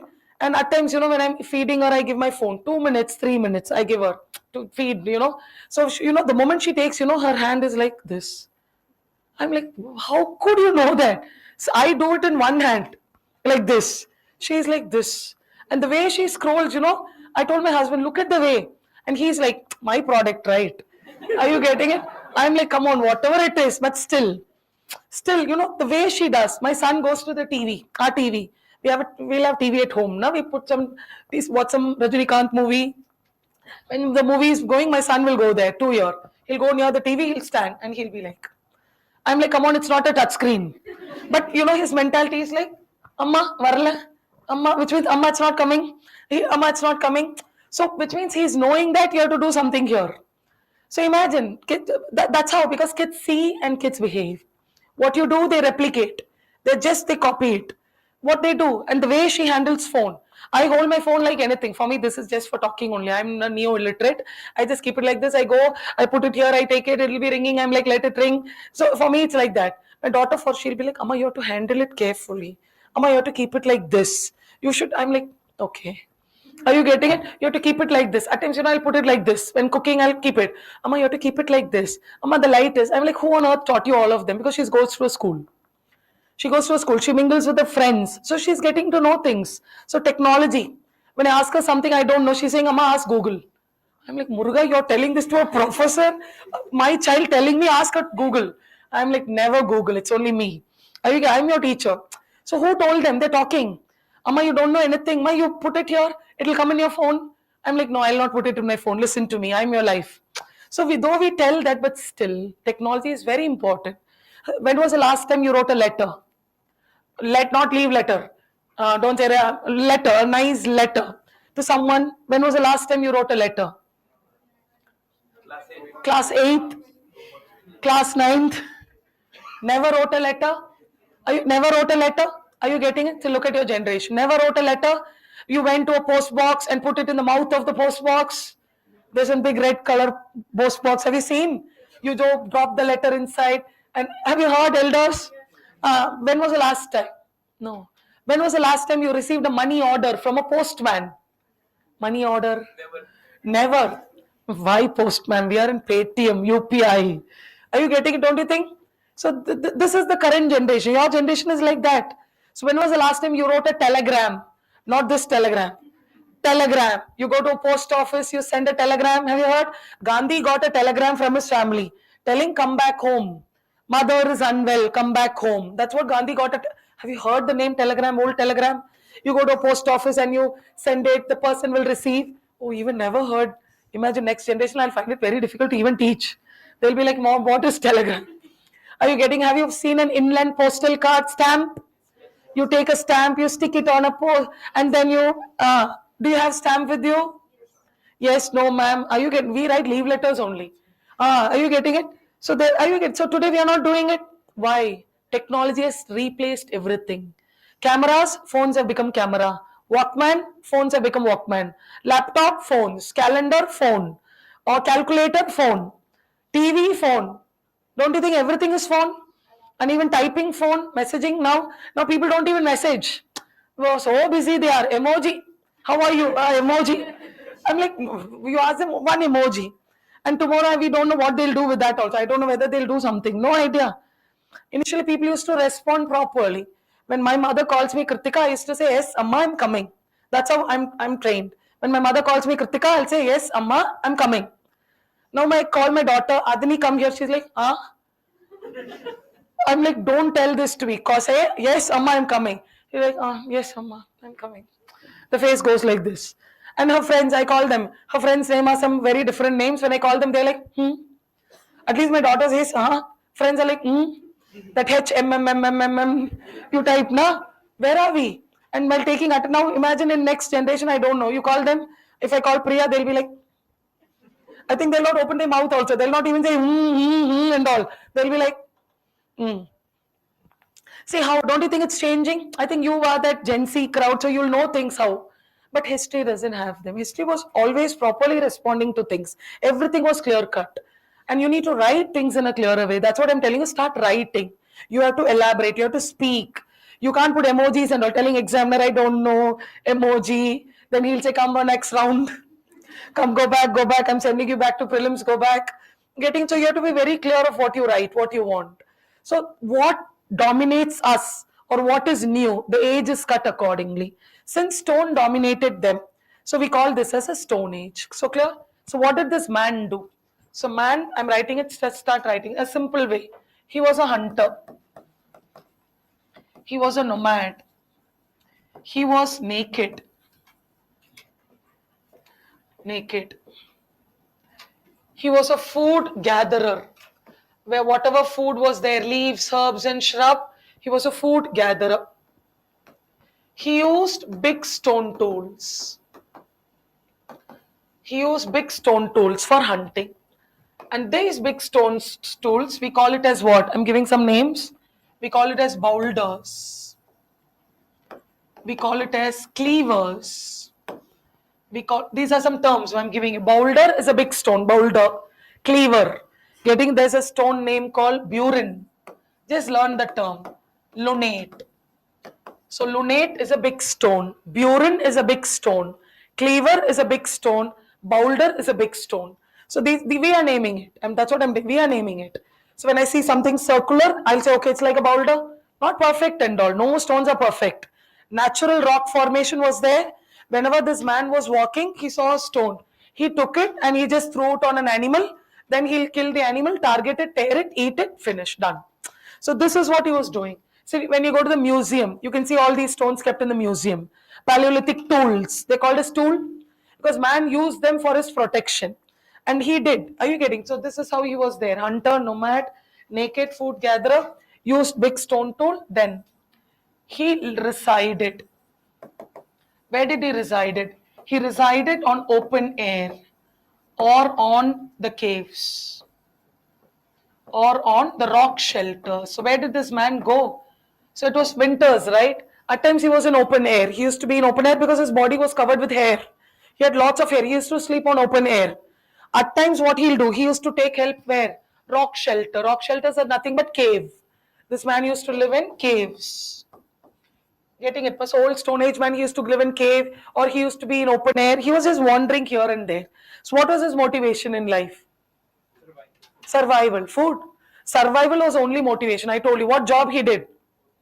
Nothing. No UPSC. Are you getting it? What job he had? Nothing. He was like eating, sleeping, at one point of time reproduction, repeat.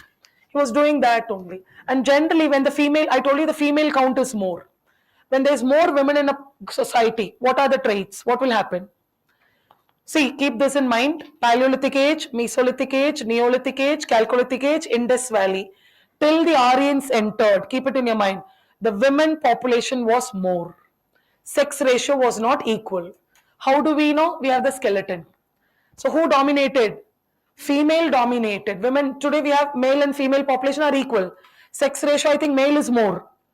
Are you getting it? Sex ratio, male is more now. Getting it? But then who was more? Women were more. And when women population is more in a society, what will happen? What? Think and tell me. What might happen or what will happen? More reproduction. When there are more women, more children. Then no war. Okay. No war. Yeah. That's simple. Yeah, that's one of the one. No war. Women doesn't fight. She's not a warrior. Only when you have to train her to become a warrior. Who's physically strong? Which gender is physically strong? Men. Naturally, man is strong. Women physically is secondary only. Getting it? And that's what we say when Darwin wrote The Origin of Species. He says, man is a protector. Nature, when you read the book, it says, universe created man. We don't say God and all, we are taking nature. Natural law is man is a protector. Man protects. And women are nurturer. Women nurtures. Are you getting? That's why you know that nurturing all naturally comes for women. Protection naturally comes from men. Physically, man is strong. Mentally, who's very strong? Women are emotionally, mentally, we are very strong. You can't break a woman emotionally and mentally. Are you getting it? By like this, I can break.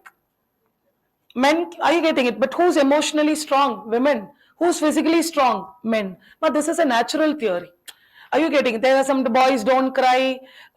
Who said boys also cry? Are you getting it? Everyone cry. Tears are common for everyone. I think that's a societal stigma what we have. Are you get don't cry? These are common. But tears are common for everyone. Today we live in a world of a totally different world. We are equal. Are you getting? We live in a world of equality only. Getting, but people don't understand the body. Man was created for a purpose. It was moving, bringing food, and women who reproduces women. So women was aligned with given a task of reproduction only. The duty of nature given to a woman was to reproduce. That's why femininity is directly proportional to fertility. When a woman is fertile, she is feminine. This is the natural psychosis. So people say, oh, you're so beautiful, you're feminine. No, no, no. If a grandmother gives birth to 12 children, she is the most feminine woman. Are you getting it? Historically, that is femininity. Medical science says femininity is equal to fertility. Because what is her nature? What has nature given women? She is the womb of the universe. Who can give birth? Women. So automatically, when women gives birth, how will a body be? Strong or weak? When she's pregnant, how will her body be? Weak. She can't walk, she can't move like before. The moment she delivers, how will she be? Body will be weak. The moment she delivers, after some point of time, she's now getting ready for the next reproduction. That's how in those days it was. She kept on reproducing. Have you heard grandmothers having 12 children, 15 children? Have you heard 10 children and all? But today the policies are different. Today it's like V2, R2. V2, R1. Now it's like V2 only. Now it's like why V2? Today look at it.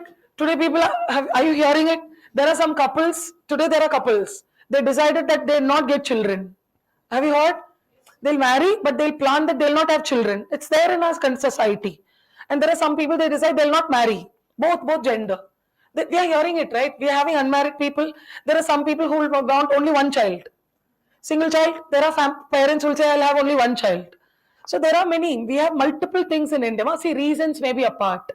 That's what I'm trying to tell you. Reasons are apart. I was never for a single child. I always wanted a sibling for my daughter. I was wanting a sibling for my daughter because single child, I was personally not for it. Getting because I've seen some single child and my personal experience was like, I will not go for a single child. Come what may, even the world comes down. I want a sibling for my child. So I had a daughter. So I planned for a next child. A son came. So I'm like, okay, at least you two are there. At least that's my way of thinking. These are personal reasons. But when we had a debate, there was a big public debate. Why do couples stop with one child? Money plays a very important role. Poverty plays a role. Many are not able to pay the fee for only even one child. So if they have the next child, what will they do? Don't you think some parents take it back? So there are many popular shows which are debating on it. Why? And there are some couples who do not want even children because why?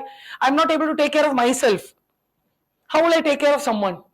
See, these are personal choices, but nature has bestowed what duty on us? Man, protector, women, nurturer. So man and women comes together, they give birth. Are you getting it? Today we have a concept. We have monogamy today, 1:1. You marry one, you give birth. So that is the social aspect today. But at that point of time, there was no law. Are you getting it? So automatically multiple birth happened. When multiple birth happened, and when birth is to happen, automatically it's male and female only, right? Men and women can only come together and give birth. So when they start giving birth, automatically this continued. And even when a birth happened, which gender came up more? Female came. So when women are more population. When women are more, don't you think more dominance? More dominance will be there, right? Majority dominates. Obviously, minority will feel insecure. That's always there. Why was a Muslim League feeling insecure? Because the Congress was dominating. Modern India, Muslim League was always insecure because the Congress was a major party. It was a very dominant one. Numbers were more in Congress, numbers were less there. So that is about majority and minority. That's why we talk about minority issues, minority clause, and all of them. So even the Sikhs were feeling so insecure, telling that we are feeling that we are minority. That's why Britishers, they gave special status to the Anglo-Indians, to the Christians, to the Indian Muslim, to the Sikhs. They gave a minority status. telling that you can stand separately in an election. Communal award, they gave telling that, okay, you can represent your community. So why are they doing electorate? Separate electorate for the Muslims? During Lord Minto came. Why? Because you're minority. You also should to be heard. Majority will always be heard.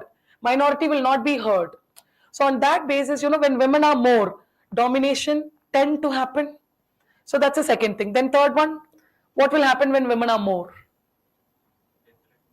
Pardon? Then lifestyle, health, no pollution. People were eating so good and all that. So people are so healthy then. Today we are having lots. Diseases were unheard in India.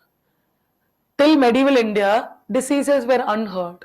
There was rare typhoid, rare diarrhea, rare fever. It was not discovered. And we also, Indians, we had a very healthy lifestyle. Our food was medicine. When you catch cold, we'll have a particular, palak, we'll have a spinach, we'll eat it so that, we'll make sure that cold goes away. Rasam, when we have something, are you getting it? Indian food is medicine. During winters, we have a particular food to eat. Summers, we eat something. Why? We know the geography and we know our body. Body does not accommodate certain thing. Don't you think? So that is why Indians had a healthy lifestyle. And look at even during the pandemic. During pandemic, are you getting it? Asians survived the more. Are you all there? We because we are very strong. Naturally, Indians our immunity is even more stronger. You look at the West, you look at the East. Are you getting it? Our food style is so different. The way we eat, because why? We have a pattern to eat. You have to eat this in the morning. After this, you eat this. Lunch, you have to take this only. Parents force us, you have to take this only. Why? That becomes a metabolic activity. So our food style was so different. When I did the research in my history, food, I was like taken aback. Whenever my grandmother gives some food, I don't eat. After learning that, I was like, Party, please give. Grandmother give. Why? Because our lifestyle itself is like food. We go on eat certain things according to the need. And don't you think some season we get some fruits? Seasonal fruits, we eat that only, and our body accommodates that. Why? Because according to the season, you eat that fruit, your body accommodates and automatically you get some strength regarding that. But some people avoid. No, summer, mango, now it's a mango season. You have to take it. Body requires that also. Are you getting? It's a mix. It's a mix. Our body will accommodate everything. And we are living in a climate like that. We are not living in Siberia. We are not living in Antarctica. We're living in India, and look at the month, May 31, hot summer. Delhi recorded 52. Have you heard it? We've recorded 52 and all. 52 night, we don't know what are we going to do. I used to tell it in a funny way. Tamil Nadu has got two climate. Hot summer, hottest summer. Because in Tamil Nadu we have only these two. We always sweat there. Always it's hot. It's always you're in a pressure pan. So for us, summers are not bothering. This summer doesn't bother us. Because when we are born itself, we are used to that. Sun and all, we are like, hi sun. I like that. We are like, hi sun. So we don't bother about sun that much. Here when I walk in the road, I'm like, no one is there in the road. All are like covered. They're like, they drive, they're like completely like, we are like, what's that? Maybe it's a kind of a different way. One because you're used to a particular climate, the climate will not harm you. That's how, some people are born in hilly stations, hilly region and all. For them, Delhi will be horrible.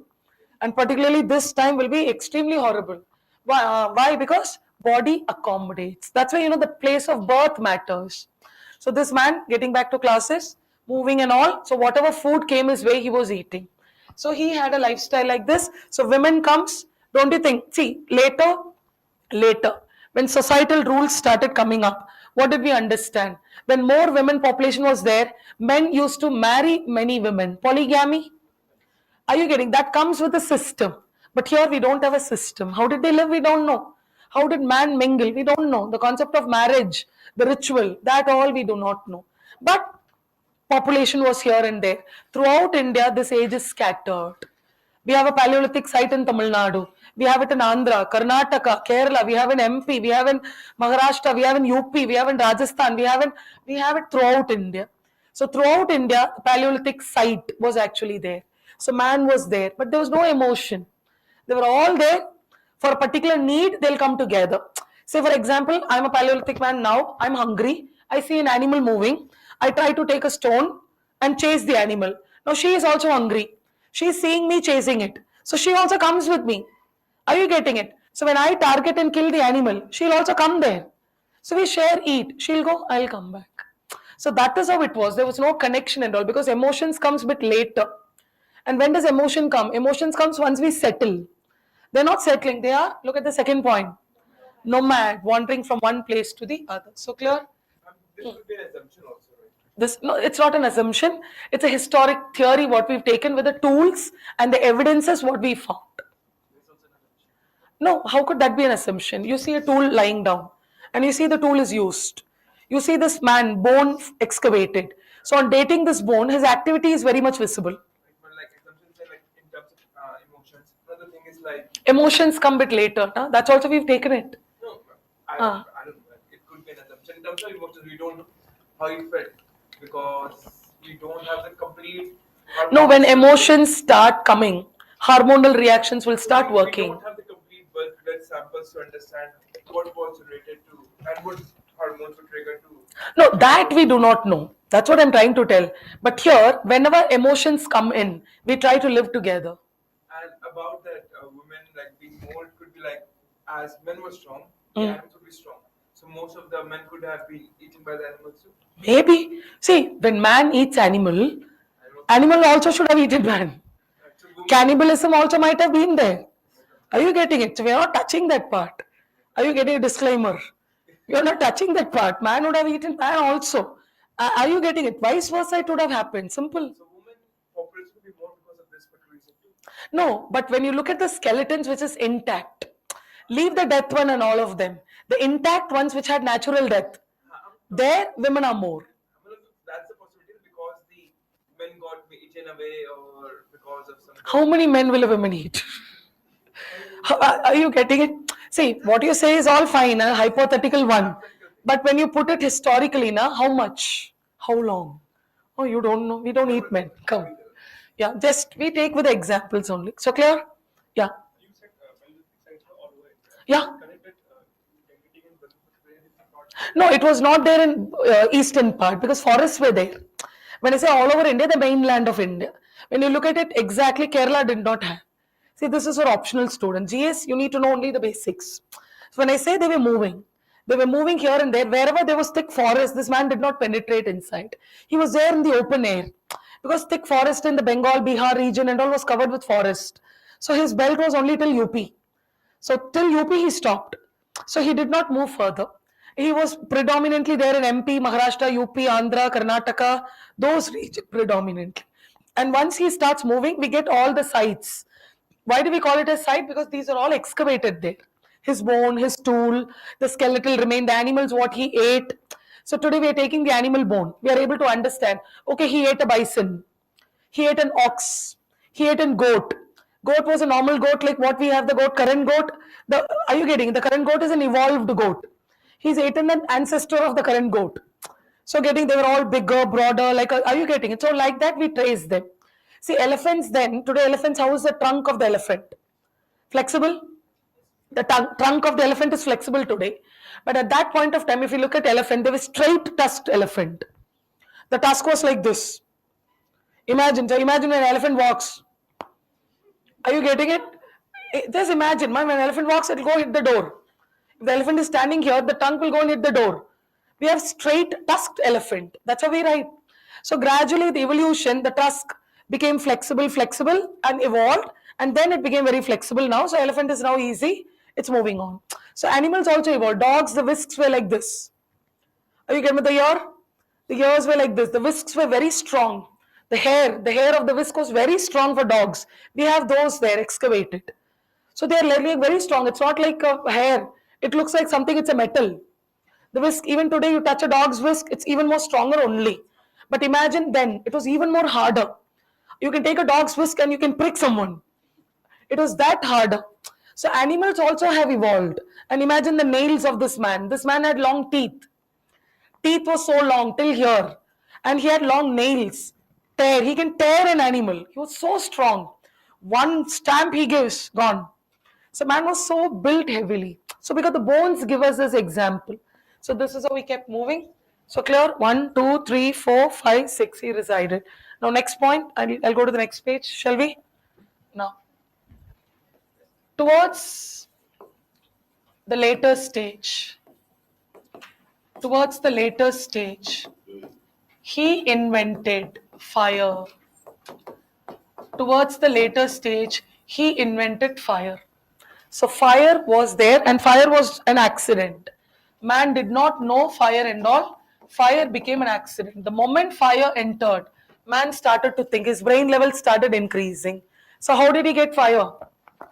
Rubbing of two stones. I have two stones. My what job he has got? 24 into 7 sitting only.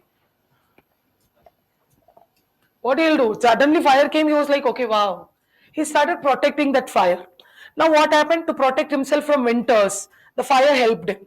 To protect himself from animals, because some animals don't enter. Are you getting? Some animals, particularly wild animals, are careful of fire. Domestic animals do come, but wild animals don't come near fire. Now man is thinking, okay, you all are staying away. So whenever an animal comes, now he'll hold the fire. So now to keep him warm during winter's fire.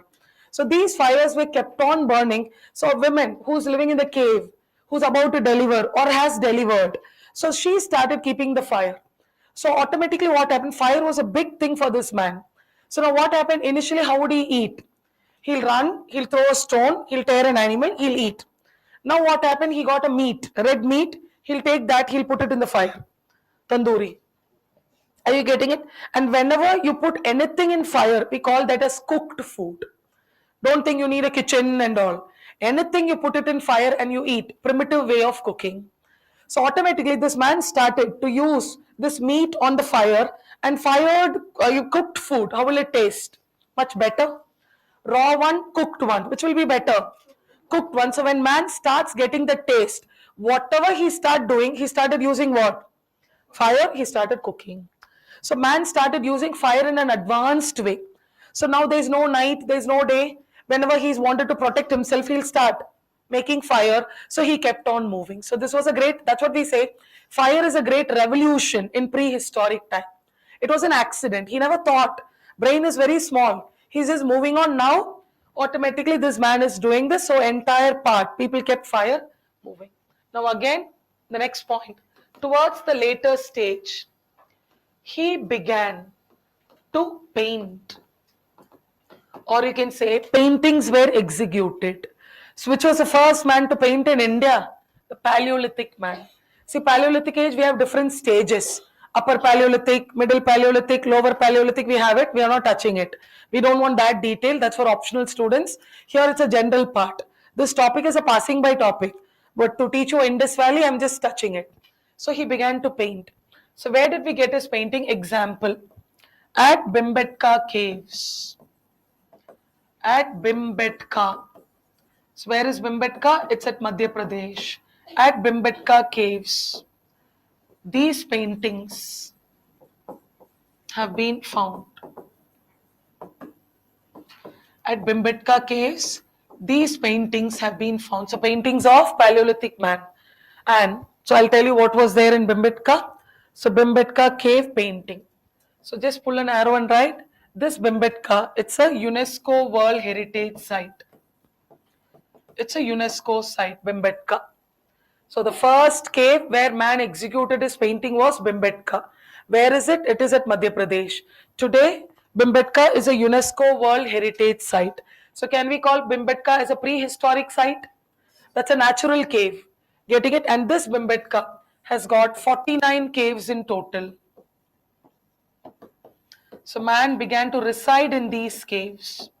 He began to reside in these caves. So we find lots of animal bones there. Getting it? So which means man, he took all the animal there, he was eating there, he was residing there, he was living there to protect himself from harsh weathers. He was residing there. And now the next point, we have with painting only. The theme. What was the theme? The theme was, next point, nature. The theme was day-to-day activities. The theme was animals, etc. And he also depicted humans. So the theme was nature. He drew nature, he drew sun, moon, clouds. He drew what? Day-to-day activity. Hunting. Hunting was a day-to-day activity. So he started drawing animals, whichever animals he knew. Then he started drawing humans. So how did he depict humans? Humans were depicted in geometric designs. So he depicted human in geometric design. So what is a geometric design? He depicted human, a circle, one line. This is a human. So Bimbetka man drew human geometric design. Circle, line, 4 to 5 lines. With one circle, he completed a human. So one circle, 1, 2, 3, 4. 4 line. Are you all there? With 4 lines, he completed a human. So later, Mesolithic man, Neolithic man, Chalcolithic man, they all painted at Bimbetka. So later, when man is evolving, he started adding certain things. So he's drawing human with geometric designs or geometric figure. So man was drawn in 4 to 5 lines. So he's trying to tell, don't you think even today to draw a human sketch, we do this only? To draw human sketch, which means this man has drawn a sun, moon, animal. He's drawn all the activity. On seeing that, what do we understand? Oh, he did that. See, painting is a form of expression. Painting is like, when you see some, it's not perfect. When you look at Bimbetka cave painting today, it looks like as if they've scribbled. As if man has scribbled there today, because today we have excellent paintings and you've seen many other things. But what was the color used here? Continue. Red was the color used. Man used red. So what color did he use? He used red. How did he get red from? He get red from, there's a flower called the Palasha flowers. There's a flower called the Palash. It's a red flower. So this man has somehow got to know, or it was an accident. The moment he started, you touch that flower, your fingers will all turn red. You slightly crush it and crush the petal of the flower, your hands will turn red. So this man has taken that red, and the cave, Bimbetka cave is a limestone cave. So it will be white in color, white. So he's just taken red and he's just painted here. So today these wall paintings are there with us. Imagine Bimbetka man living when? Around the Paleolithic age. And this painting, the age comes somewhere around 10,000 BC. Because he painted towards the later stage only. He did not paint in 6 lakh BC. Which means the Paleolithic man, I told you initially his brain was like a 6-month baby. Now his brain is like a 1 year. 11 months, then 12, 1 year. So how will 1 year be? The 1 year will know what's their parents. The 1 year will know, you call, they'll not go. They'll be little bit, they'll know, they'll see something, they'll observe, they'll start copying it. All these characters are visible. So what he saw, he just painted. That is why Bimbetka is a prehistoric cave. All the 4 stages you can see in Bimbetka. Getting it? So this is what this man did. So this was the journey of this man. So this continued for many years. So just write the conclusion. The Paleolithic age, just 1 second. The Paleolithic age continued for many years. The Paleolithic age continued for many years. And many sites, SITES, the Paleolithic age continued for many years, and many sites, SITES, have been found throughout India. Many sites have been found throughout India. Throughout India. By 8000 BC,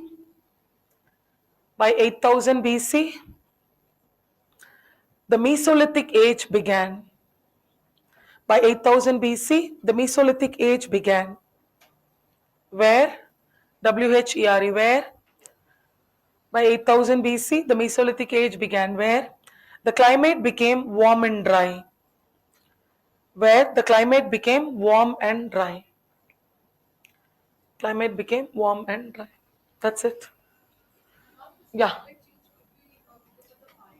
No. It's a global effect. So in the whole world, the Pleistocene is coming to an end. Naturally, with the movement of plates and the global pressure. So now the sun rays started coming. So the formation of that, so ice is melting, glaciers are forming.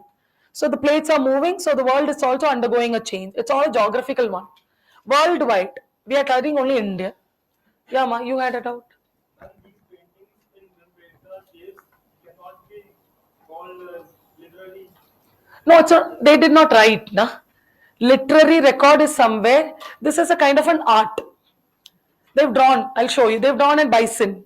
They've drawn a man sitting on an animal.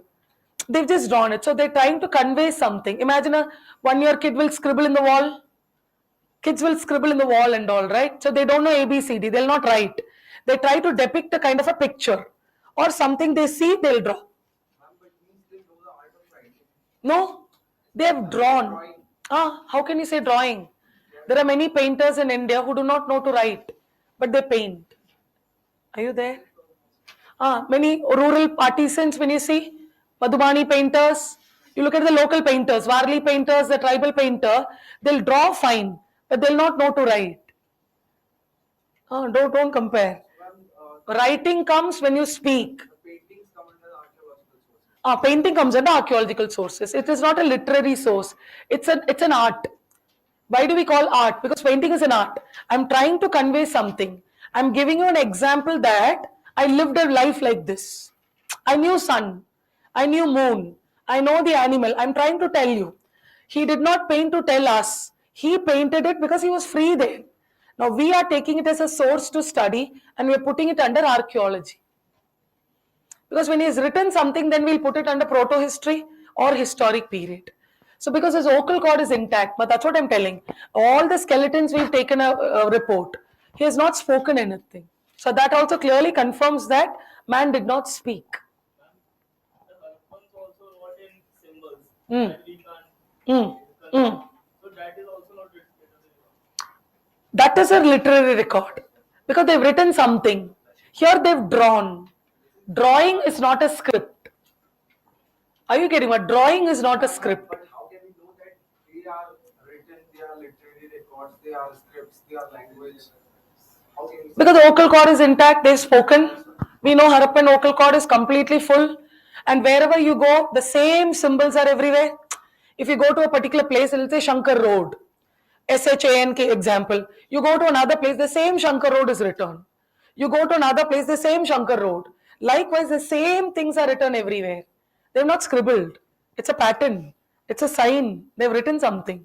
So we are not that, if they scribble, then we'll get to know. Scribbling will not be common. How can things all be common in the entire North India that you find one in Maharashtra, you find the same thing in Kashmir? How can A be in Maharashtra and the same A be there? Drawing may vary, na? Script will never vary. This is the difference. Got it? Yeah. You said these people moved from south to north. Mm. But how can archaeologists have decided that they just have found fossil remains? The first fossil remain was found at Pallavaram.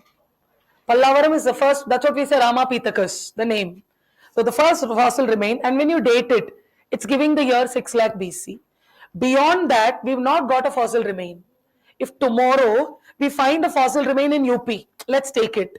Example, we date it, and the year is 6 lakh BC. We match both of them. If the UP man age is higher, we will change.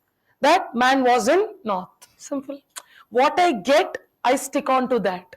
I don't go beyond. Because excavations play a very important role, right? Which came first, how will I know? I may not even have excavated that. What comes first, we go. Because archaeology is very tough. How many you'll dig? How many you'll find? And dating method is not that cheap. It's very expensive. One liquid is very expensive. So, it's very, to tell it, it takes lots of years also. Now we are dating our skeleton. It will take minimum 3 years to come. So you have to wait, your patience level, your waiting time, everything. And that's why, government, when they spend more money on archaeology, budgeting and all, you can't spend more, because some people are saying like, you do all of them for what? Let the first man be in south or let the first man be in north. What, why? So, but we need to know our history correctly, right? So excavation plunges in. But we have some limitations also. How to go, where to go. Because certain people, honestly speaking, they'll stop. Why? It's okay, na? What are we going to do when we study about Paleolithic man in 2024? So questions like that also are coming up. Because today we are into more academic research. Why to go back? So what is first? Till now we've not got anything, so we stop there. Yeah. Ma'am, the North Sentinel Islands, Mm. they You're talking about Andaman? uh, Andaman? This time, Andaman. You're talking about Andaman. Yeah. specific islands. So Andaman was not formed now. Now all of them, it's in the ice age, ma. So they're all together. I think Pangaea, Gondwana land. So we are talking about that period now. I'm focusing on India. In that period, I'm coming to India now. So, the of when the boat was invented. Mm. Not before. No. That all comes much later. So clear with Paleolithic? Now number 2. So we are done with Paleolithic. The second stage we move on is the Mesolithic age.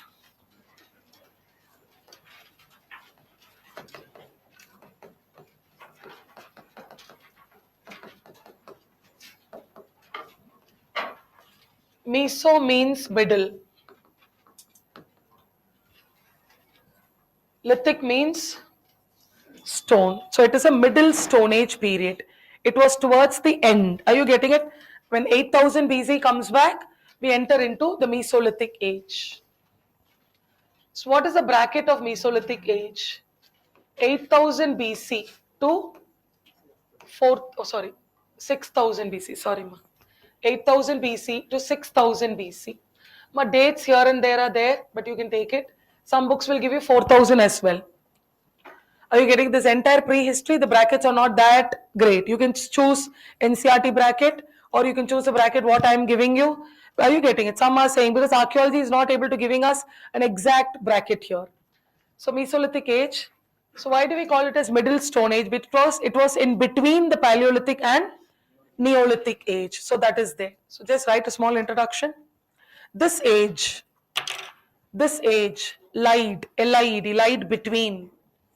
This age lied between the Paleolithic and the Neolithic age. This age lied between the Paleolithic and the Neolithic age, where climate became warm and dry. We've already written it. Where climate became warm and dry, and it was easier for the humans, and it was easier for the humans to move further. It was easier for humans to move further. To move further. Yeah. Majority of move further.